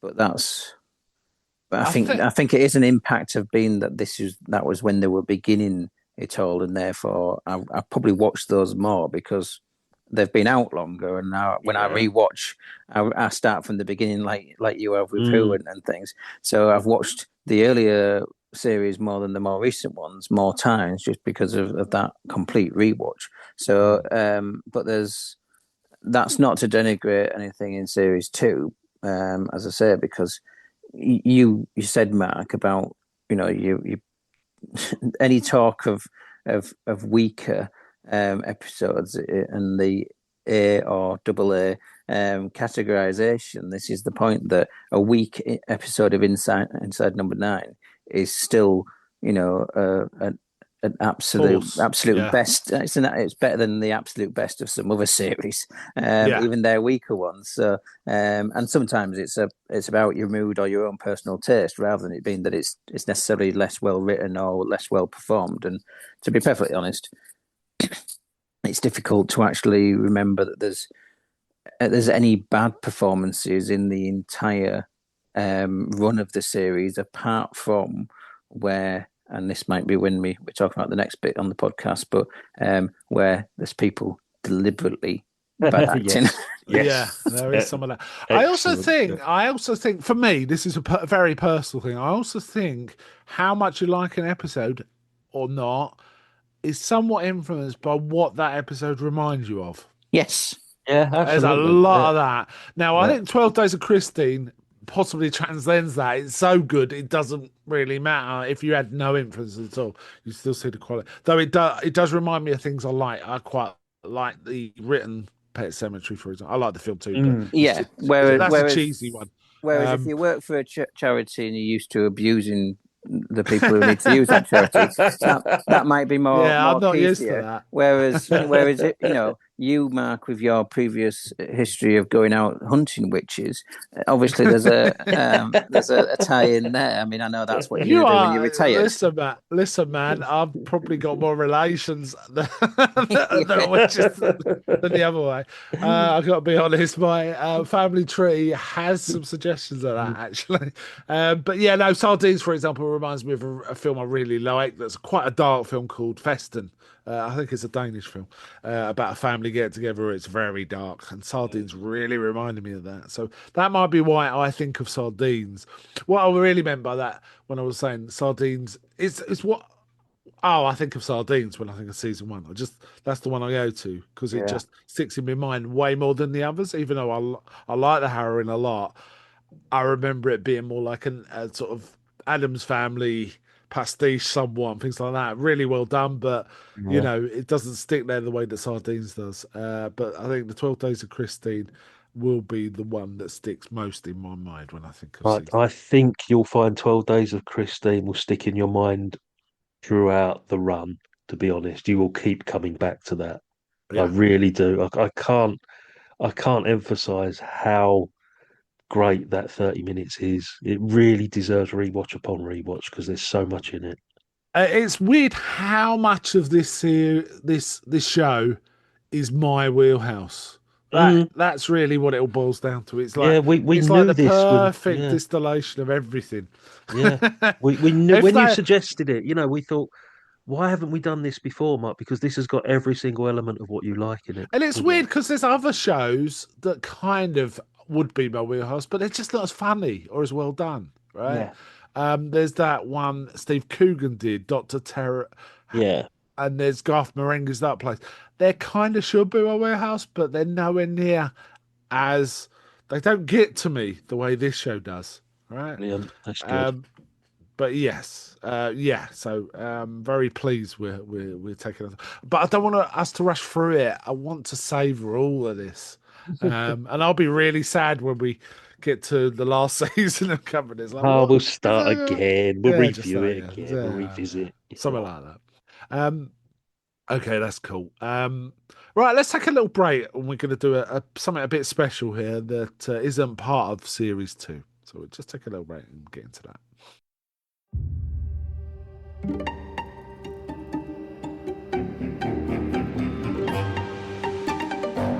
BTR 7226, Devil of Christmas, Part 1, Take 1.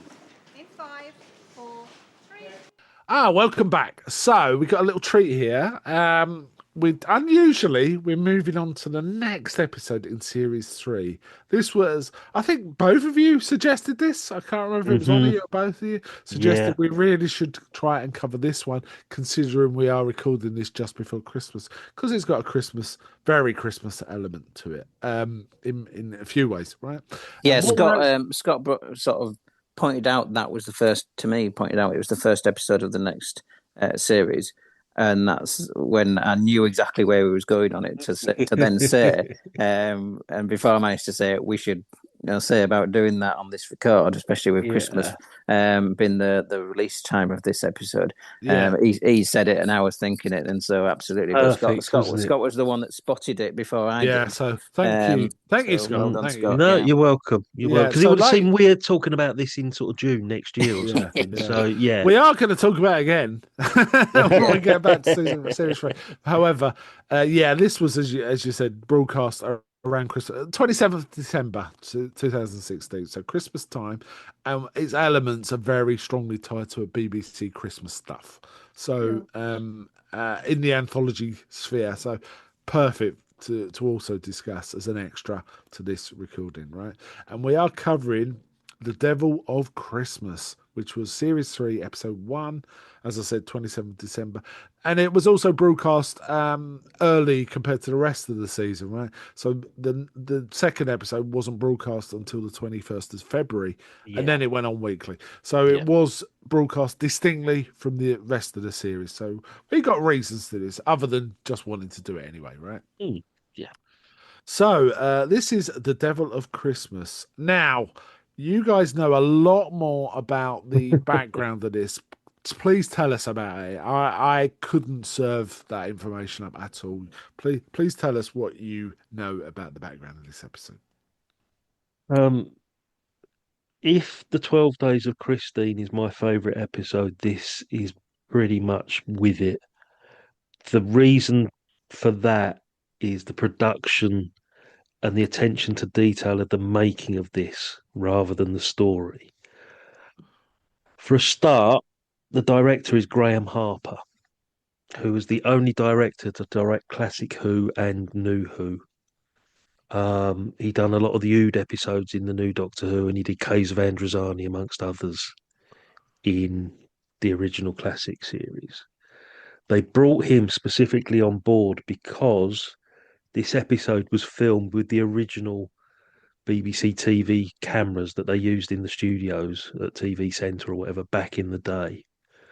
And we were talking off air, Mark, and you noticed things like the comet trails from candles and lights, where you get Yeah, that trail of like we red we saw it. flickering and that. Yeah, Yeah, we saw those in when we did the Dead of Night, the Exorcism. We specifically saw things like that, right? Yeah. yeah. So yes, And just the whole aesthetic of this, that it is set up to be actually recorded as if it were a Tales of the Unexpected episode or a Ghost Story at Christmas episode that would have been filmed round about this time, late 70s, early 80s.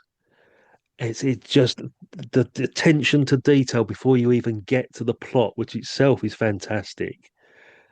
It yeah. just sets this aside. And I think, Stephen, unless you've got anything else to add, I think you're going to agree with me. This is a real highlight, this episode. I think, yeah, they've taken the technology and used the directors and etc. to try and replicate that feel, which they got.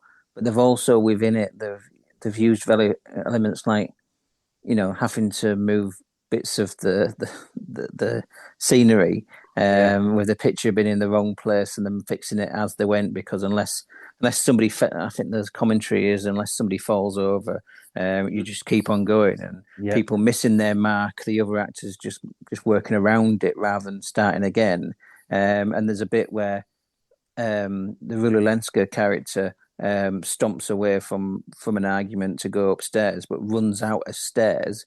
So you still see at the top of the frame, you still see her feet because she's gone upstairs, but can't actually go any further Yeah. out of shot. And there's so that the little details in there, and obviously it makes commentary about actors not liking to be doing eating scenes and etc. It's quite meta as well in some respects from an actor's point of view, I think. But definitely the big thing about this, although it's still a well written episode and still has its quality in that respect, the real part of this is the way it's absolutely true replication of how things were done, late 70s, early 80s, which is done with love. I would say that they're not necessarily, although there's some humour in it, they are doing it, because that's their influence that they loved taking from. So it definitely does strike a different chord in that respect. I thought it was really interesting. I mean, it's right from the bat, it's evoking BBC sort of horror anthology stuff, right? We see a clapperboard, and an announcement, the Devil at Christmas. Bang.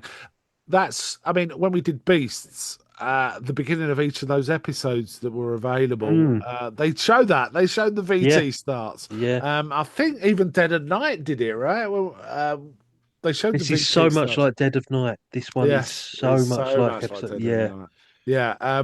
So yeah, and because they're using the original cameras, it just looks like it. It just looks exactly even the like it. cutting where they're slightly off time. They Yes. cut too early, cut too late. Yeah. People Or you missing see their bits you shouldn't mm, see. The camera angle's not quite yeah. right. Things like that. Rulenska blocking the actor, and then the camera shifting to compensate for that because she's in the way of the shot. And that was And them terrific. standing in line as well because they wanted to get all of them in shot, Yeah, so they had yeah. to stand in a And line. explaining, Yeah, oh, I didn't, couldn't, we only had the one camera. Yeah, it was all that. I just like, there were some great touches. There was, for example, there's a bit where she moves to a, and she moves to the wrong position, right? Just before she does that, she does look at the floor. You see the actress look at the floor and then walk up. And I noticed Uh, that, and then I noticed it again when it was explained. Oh, she missed her mark. She was. We see her look at her mark and then get it wrong, right? yeah. They there's a always, reason for this as well, though, because if you look, she's also sort of looking away from the camera at cue cards because, as the director says in the commentary, she was a late replacement, so she hasn't learned her lines. She doesn't know her. Yeah. She There's all doesn't know sorts of her clever stuff. cues, and then you realise why she's a late replacement at the very end. But and it's and the thing it's with so clever. Rula Lenska and missing her marks because of her eyesight that gets commented on because Yeah, she won't wear glasses and stuff. That I'd forgotten until watching it again. Always reminds me of Peter Falk with Columbo because he had one glass eye. That whole thing in Columbo where he's looking downwards and sort of scratching his head yeah. is because he's looking for the mark for what he needs to move Because he on hasn't for got depth because perception, right? yeah. So and so it that it just shows the importance of hitting the marks that they are there, and within this genre and this background historically of these things that were done, the budgets didn't allow for constant reshoots if people were missing their marks and if there were people who wouldn't wear their glasses or whatever. They just had to work around these problems, and that's you see that in the actual the show with the commentary explained that amongst other things. Oh, there was so much matter, saying about the boy when he was doing it. Yeah, it wasn't the best actor, but it's Yeah. very hard to find Well, child actors. this is I was trying to work out.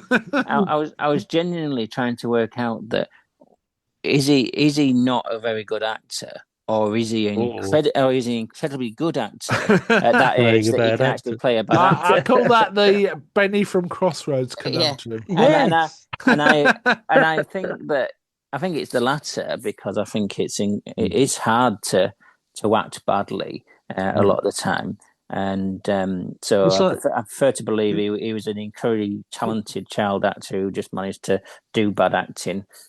it's like Les Dawson always used to say. It was more difficult for him to play the piano badly than it was for him to play it properly. Yeah, it must be It was hard. so difficult, he said, to actually like do it that badly.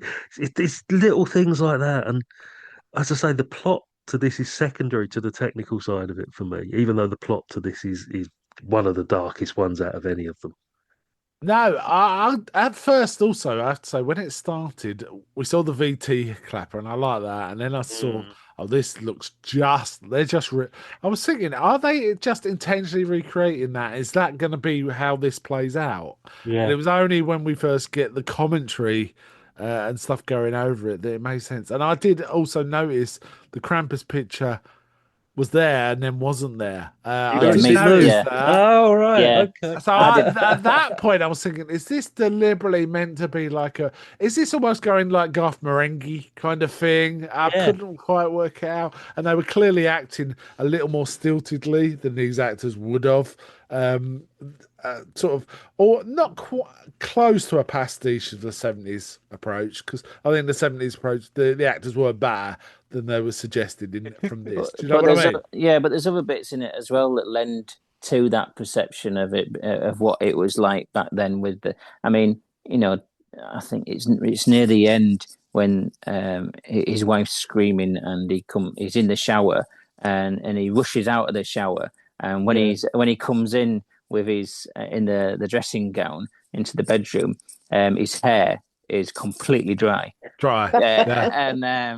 That wasn't the hair I was looking for in each episode, but in this case, that was Well done. just how it because it was, the way that they had these things at the time with the filming, that almost a continuity error was just accepted as, and people didn't pay attention to it, and they've deliberately built that in to it to stay true to what they're coming influence from. Yeah, that Even the aspect ratio is 4:3. It's not widescreen. yeah. Yeah, Oh yeah, yeah, yeah. yeah, yeah. There were some great little touches. There was like the functional dialogue, which you do get, like, what is a switch? Oh, a switch is this. Mm, It's like someone's writing out the dictionary, right? yeah. And stuff like that. I just like to, and I was also wondering, Klaus, is this meant to be Santa Claus and therefore the Krampus? Things like that. I was trying to actually work out the story, where we were going. There was all sorts of little touches. There was one scene where you could see a bit of a camera on the Hmm. on the side, where they've obviously Yeah. made a fluff of framing and stuff like that. There were some nice little touches. I liked how they presented the actorly stuff as well. For example, was Steve Pemberton has to deliver a line, and then they come in and say, "No, could you do it more angrily?" And he just redoes the entire thing more loudly, and you can Yeah. see, yeah, that's acting, right? That's act. You can see he's deliberately doing a different take as directed. It's always kind of interesting to see that. But yeah, it was interesting. It was kind of semi pastiche, semi. I don't know. There's all sorts of elements that was wonderful if you know the material. I don't know what someone would make of this who hadn't seen any of that Yeah. stuff. That I Right? was thinking that I was thinking to somebody, say, of my daughter's generation, would be like, I It don't. wouldn't They land wouldn't so get the well, would it? subtleties. They would Oh not get the no. subtleties at all. No. Wow. But yeah, it was fun. And yeah, I just liked all the elements to it. The clear mother new daughter-in-law relationship signposted almost immediately, wasn't it? Yeah. And stuff going on like that. And the wigs. The wigs also made me laugh. Yeah. And what's her name? Is it Jessica Rain? Jessica Rain. Yeah. Yeah. She her wig, yeah, man. Mm. So 70s. And then it was like, oh, we're watching someone's doing a video commentary then. Is that what we're And it's like, well, they Wow. weren't talking for the first bit, so I think, or are they re-editing it or reviewing it to show again? There's all that going on too. When you realise that the DVD extra commentary, as you think it is actually a confession. Again, this is another one that benefits from a rewatch. If you then go back and watch this, knowing what you know and hearing Derek Jacobi talking again, it's not a DVD extra. It's a police interrogation, Yeah, it's funny. basically. Yeah. He's Yeah, basically Lawrence Gordon Clark, isn't he? The guy that made all those ghost stories for Christmas. It's Yeah. basically that kind of thing. it certainly doesn't. You've got the initial watch of it where you do take it until that twist at the end, you find out.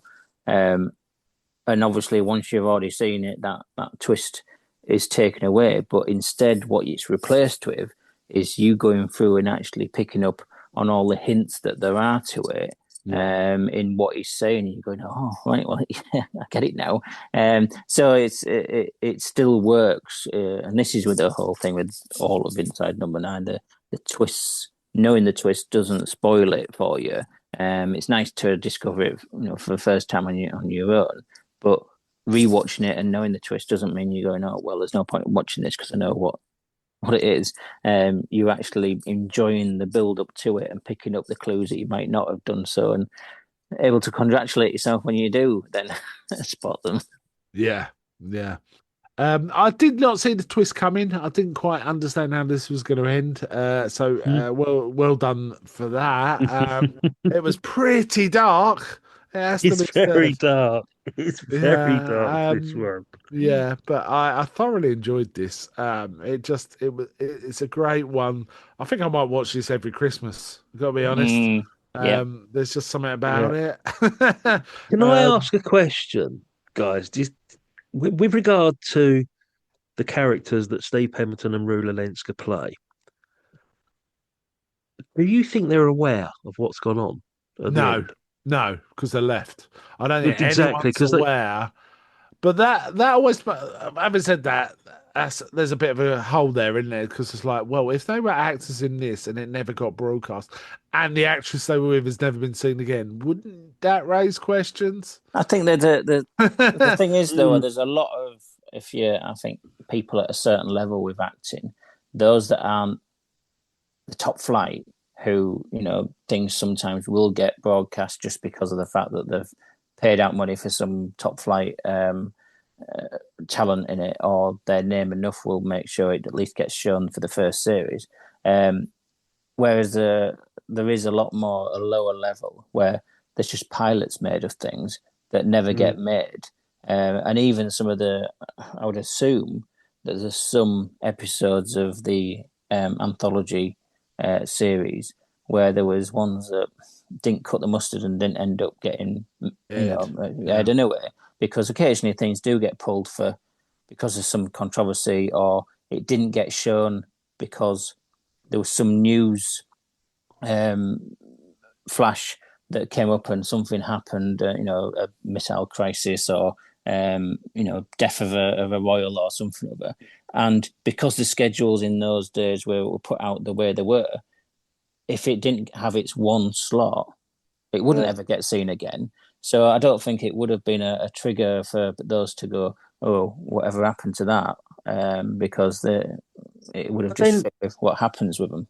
but they filmed an end scene, didn't they? They filmed a but bit. with a different actor when the others had left. Yeah, You Yeah, know, basically, yeah. Steve Pemberton, sorry, Reece reshape. Shearsmith comes out to the bedroom after chaining her to the bed, and the ending, the official ending, is him pretending to kill her. Yeah, Yeah, yeah, and as far as like, I'm assuming that Steve Pemberton and Rudy Lynch were aware. They've seen that in the script. That's how the story finishes. yeah. But then, obviously, then what happens is the extra scene at the end that they're not going to be aware of. That's what I wanted to know. Did you think that the rest of the cast were complicit in this or not? And obviously they're not because they've gone off set and they don't know. They're just assuming that final scene's being filmed as written, yeah, which it is, and then the extra whatever scene is also filmed as well. Yeah. Yeah, Well, that's I've read a bit about snuff films, mm, and whether they actually exist or not, and they probably do, unfortunately. But the ones where they're clearly fakes, right? mm, What often happens is there's a setup with actors, or they're even cut into existing films, right? yeah, But what happens is you can definitely see stylistically, this is not the same place, this is not the same actress or mm, actor, this is not the same actor doing the murder, this is obviously faked. So it's almost like they dropping in a completely, yeah, as much as it can look like it, but it's not really the same cast or people or anything like that, just to put in a grotesque image pretending that someone is being killed, right? mm, Um, that's what some of the so-called snuff films that have been circulated have done. I'm sure we live in a world where it's probably, it's probably a thing, right? yeah, However, yeah. the ones that purported to be snuff films did, did what we see here, which is drop someone else in. Um, Mm, and I think some of them even do this kind of ending, which is they act like the actor doesn't know what's going on and then go to kill them. So I yeah. don't know if that was a nod towards that, but in my opinion, none of the rest of the cast know about any of this. And probably, if they had time, they'd have probably shown the camera crew being changed as well. I wonder if Yeah, they yeah, did. I yeah. did Oh, why notice. are we Yeah, bringing in a different camera? Oh, you've yeah. got a different cameraman. What's going? See, Oh, see, she's I got the changing. impression that this was broadcast with the proper official ending. Oh, and then they did the. Oh, yeah, Yeah, that could That's an well be it option. Yeah, too. that's an option. Yeah, Yes. yeah, that's what I was thinking. This has gone out as a legitimate ghost story for Christmas or whatever it may have been. But yeah. Yeah. you've got this extra footage at the end, that's you got those dodgy BBC Christmas tapes that used to go around with all the bloopers on them. But this was a real extreme. Yeah. Um, but yeah, I've got the feeling that it was filmed because there was an ending to it. That everything was done It according to ended. the Yeah. script. Um, but yeah, the whole thing that you get the impression that Jessica Rain has been brought in last minute. Well, the clues are there because he says, doesn't he? Derek Jacobi says she was brought in. She didn't mix with us. She didn't come to lunch with us very often. Yeah. Um, and if you watch on the second viewing, Mark, if you go back, she keeps looking off camera because all her script is on cue cards because she hasn't learnt it. And when Right. they get to the final scene, she says, "Oh, I don't know about this. I didn't get the pink sheets for this." Pink She sheets, says, yeah. She does. "Yeah." Yeah. Yeah. So it's all there. It's so clever. Yeah. It was a dark one, that's for Mm, sure. I mean, it's up there with, your classic Tales of the Unexpected and this, that, and the other, right? Um, yeah, it did, because I know about the history of this kind of thing. It just reminded me of some. There was an Italian film, Cannibal Holocaust, I think it was, where mm. the they actually thought the director had killed people because they were They convinced by didn't the they. It they almost went to trial, didn't no, it? it did go to You trial, go and he to turned trial, out yeah, with the actors who he's supposed yeah, to have murdered, right? Because Mm. they were specifically, I think, obliged to hide, to stay out of the public limelight when the film came out, and so he turned up yeah, in court with them, and that yeah. was it, right? So it's kind of a weird and funny and somewhat sad history stuff. But yeah, this other really nice twist, as far as I'm concerned. Mm, very clever, very very clever. Well, and you can see why me and Stephen put our heads together and said, "Mark, we've got to talk about this one." Mm. Yeah, For, and for, we are talking about it again when we talk about series three. We're just gonna do it again. Don't matter. hey, Don't care. cool. Gives And us another chance to actually, watch it. Yeah, yeah, it'll give a chance to have different reflections on a rewatch for me anyway. For yeah. me. So yes. So yeah, I didn't pick up she was a late entry. So I Mm. will watch it with that eye next time I do it. Runa Letska was very good. She's pretty striking. And I was because I it was almost like she's missed a cue. Yeah, she's missed something there. But So the, no, the that was reason, built in. It was so deliberate. the reason I asked if you thought Steve Pemberton and Rula Lenska as their characters were aware of what was going on, Yeah. I was wondering is if whether they filmed this 6 or 7 times with 6 or 7 different actresses What? Oh, I see what you mean. Like, so there was a murders over and over again. over and over again, and Nah, then I the didn't next feel week they that. film it again with somebody else or whatever. So you Well, reckon it's she'd be much better at hitting her marks if that was the case. yeah, that's Yeah, true. that's Yeah, true. she'd know the That's true. script, wouldn't she? I Yeah, one of the reasons I felt they weren't um privy to it was he was talking about how Steve Pemberton's character was rushing his script because he had another yeah, engagement to go to. Yeah, if you were involved in something like this, you'd have other things on your mind apart from the job you're going to be doing later in that's the day. true. Things But like that, right?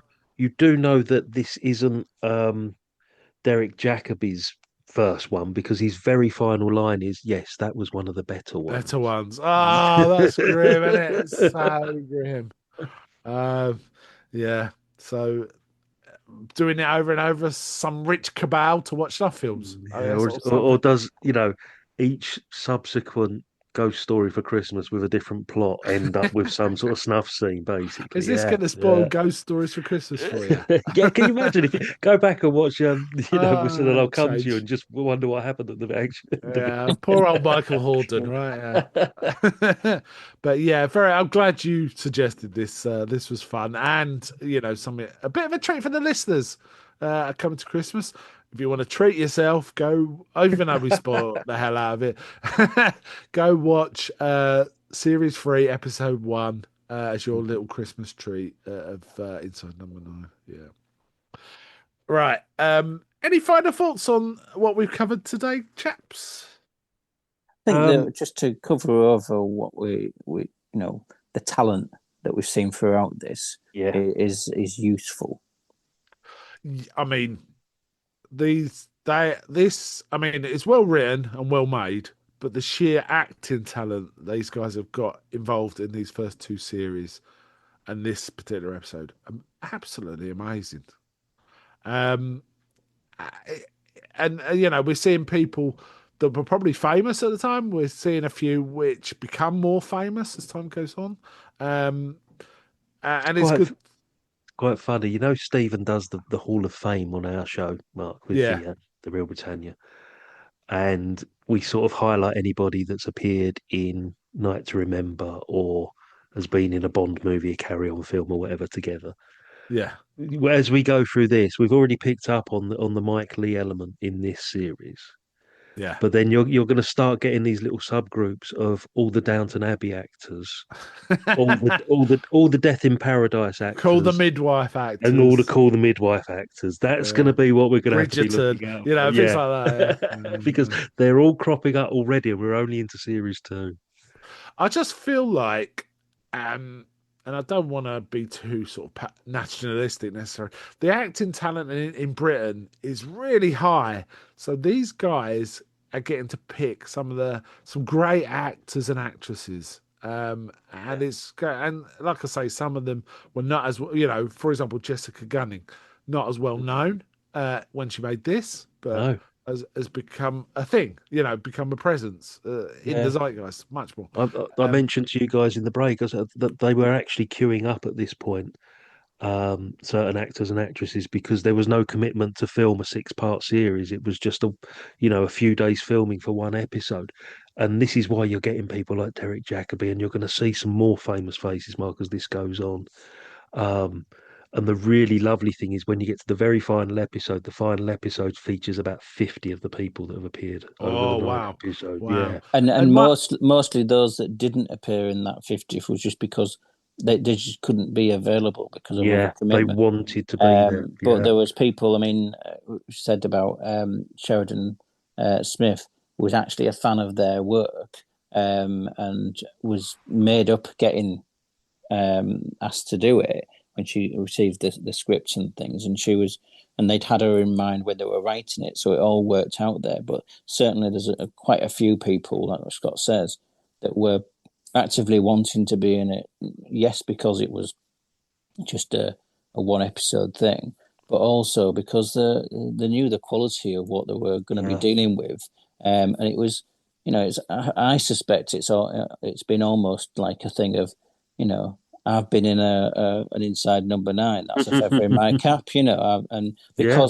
because I do genuinely believe that they have a strong influence over who's cast in a way, because it's their show. It's not just a casting director going and picking people. It might be for some of the smaller roles, but throughout this, the quality of the acting is there, and the only, as I said before, the only pad performances are where people are deliberately acting bad because that's what the script requires them to do.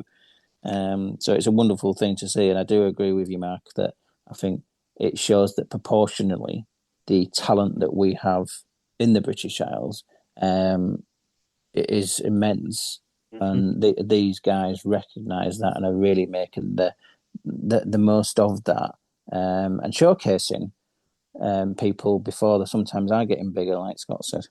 yeah, Yeah. I cannot imagine how happy Sheridan Smith must have been when she got this script and read it through the first time. It is a absolute gift. Yes. If she given she wanted to work with these guys, and she knew what she was, and she delivers. She totally delivers. Yeah. As does pretty much everyone in this, apart from when they're deliberately not being that way, right? And they're And still that's brilliant. again, Yeah. and that's even harder. That must be even harder to act bad when you can act well, right? So yeah, I mean, yeah, there's not. This series is a real treat. This might be my favourite anthology series. It's getting there. It's Oh, getting there. you've got so much more to come. No, Honestly, I'm I so really jealous envy that it. you've. Yeah. Yeah. Yeah. I mean, I like the Outer Limits, Twilight Zone, stuff like that. But this is really shaping But I up. think we've got a great thing going on here with, despite the temptation that Mark will have, I think for him to wait until we are going to Yeah. review, Yeah. meaning that there's me who's seen episodes dozens of times. There's Mhm. Scott who's seen some of them a couple of times, but some of them he's only seen Only the once. once usually. Yeah. And then Mark who's not seen any of them previously. That spread covering what the listener experience might have if they go and watch them. Yeah. I think that gives the full perspective, and I think that I'm lucky one in the respect that I've seen these things multiple times right from the beginning when they were first a broadcast. But I think Mark's also the lucky one because he gets to experience them for the first time, which, despite the rewatching still being rewarding, there is a special element to seeing these things for the first time, isn't there? Absolutely. Yeah, I co-host on another podcast sometimes called United Nations of Horror. In fact, quite regularly. In fact, very regularly. And we have a name for the episodes where one of us has not seen the film and one of us has. Right? We call them Such Sights episodes after Hellraiser. Right? I will show you Such Sights. And there is something wonderful about having someone who's not seen something as part of the discussion, because you get a slightly, especially if it's older stuff, right? Because you get a clearer perspective of someone coming in for the first time without all the nostalgia or knowing all the reading and the background of stuff. There's just something about that purity of, and it can be quite surprising. Sometimes people say, "No, I thought this film was bad because of this," and you think, "Well, I've never ever considered that." So it We can get rock you back on your heels sometimes. we get it on Real Britannia where me and Scott sometimes will pick things that we expect the others have seen because it's been often the stuff that we're doing is more historical than recent, and then when one of us says this is what I'm going to say, we're going to watch the next episode, and the other one goes, I've never seen that. It's Never like, seen that. that's got a special gold to it, Anticipation. and then to actually to hear the response that yes, I'd never seen it, but wow, I really enjoyed that. You think you get a little bit of warmth going. I'm the one that introduced it to My them. work here is done. Yeah. Yeah, and sometimes it goes the other way. Sometimes someone just does not like it or says things that you'd never even consider, and it forces you to consider your position. I'll give you an example of this. I'll give you a very specific example. Blade Runner, I hold as one of the great movies of all time. I watched it with Sam, my eldest son, and my most frequent, my main co-host on The Good, the Bad, and the Odd, right? The main podcast. We watched it when I think he was about 17. Didn't like it, and he told me all the reasons why he didn't like it. And before that recording, I'd always had a fairly flippant view that people that don't like Blade Runner are not good, just dismiss them as human beings. They're terrible. But when your own son is in that group, you have to reconsider. Right? Well, I blame the way he was raised, to be honest. I'm glad to say we did actually rewatch it about 7 or 8 years after, and he liked it way more. Thank God for that. Part of it is an age thing, right? Part of it's an age thing, for sure. And he liked it way more. So, this is why I think, let's just call them Such Size episodes are so useful. They promote discussion, but they also start giving you, maybe I need to look at this a slightly different way, or maybe, there's this perspective, or there's that perspective. Just having a fresh perspective. It's a bit like, raising children. When you have children of your own, you just start seeing the world in a different way, in a new way again. It's Emperor's New Clothes, Mark, basically. That's what it is. A bit of that. But yeah, this has been a great recording. I have to say thank you guys for coming on and talking about this. It's been a joy to watch all of these and to talk about them too. Any excuse, mate, to rewatch these. I mean, I've only watched them. I'll have to drag you guys back to something else. The thing is, this is like going to the finest restaurant. You do that all the time, it can be a bit much. You've got to have a greasy burger. So our next episode will be much more greasy burger time. Lovely. Than this high quality stuff. I think. But yeah, so thank you so much. Tell everyone about the Real Britannia a little. Stephen, please. It's basically the history of British cinema in a non-pretentious way.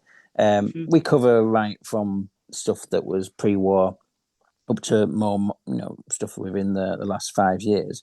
The bulk of it is in between the two, though. Obviously, we cover a lot of things from 50s, 60s, 70s, and it is covering the full gamut of the different genres. So one episode we'll be watching a Carry On, and the next we'll be watching a Kitchen Sink, and then there'll be some crime drama, and then Normal Wisdom, and we like to sort of really highlight the quality that there is in British cinema and what's it's actually the evolution of what it's led to, but also the people involved, which is why it's got referenced before the Hall of Fame, because that really is recognising the stalwarts, the background people who did hold up British cinema and make sure we had an industry. And then obviously when certain episodes we have guests on, which is fantastic for us because it means less work and we can Yeah. take their knowledge for our own. And you come on, Mark, with the Hammer episodes as well as a few others as well. And within that we have the Hammer Bingo, obviously, but which is the taking off the tropes of you get in Hammer films. But it's again trying to run our way through series of things. So we're working our way through the Hammers, we're working our way through the Bonds, the Normal Wisdoms, the Carry Ons, the Kitchen Sinks, to try and make sure that chronologically you can see that evolution.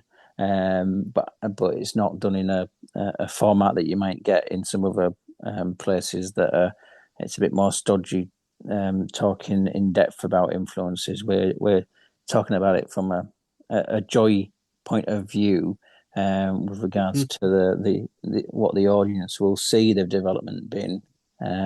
So we just try to have fun watching good films, really. Yeah, I have to say I'm really happy to be part of that. And when you invite me on, and it's my turn to pick the movie. I did start with more nostalgia in my earlier picks, didn't I? Things I really liked as a kid. Well, some crackers, mate. Yeah, Melody, Sitting Target, Party yeah, Party. These have all been yours, that we would yeah, have got to eventually, but probably years and years down yeah. the line. So, yeah, thank Yeah, you but for those. these days I try and pick ones that I'm pretty sure you wouldn't have seen, but I either Mhm. have seen and I like, or just Yeah, sound so weird. I want to bring them to the player just to see what we all thought of them. Just throw it. yeah. Basically, in those ones, we're all newbies, right? When we Yeah, hit ones like that. We've So had some great, funny conversations about things like North Sea Hijack, just yeah, because of the fact that we wanted to talk about it.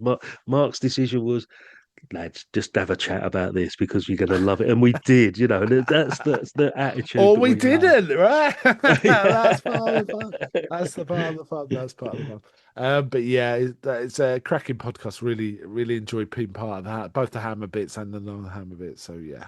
Um, No, thank you for coming on, mate. It's wonderful to right. have you there.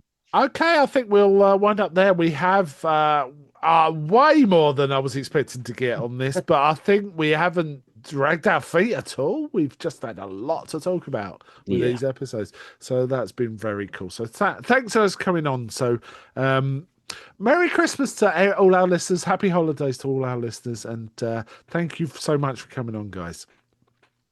our Cheers, pleasure. Mark. Thank you. But before I go, may I ask, is anybody out there?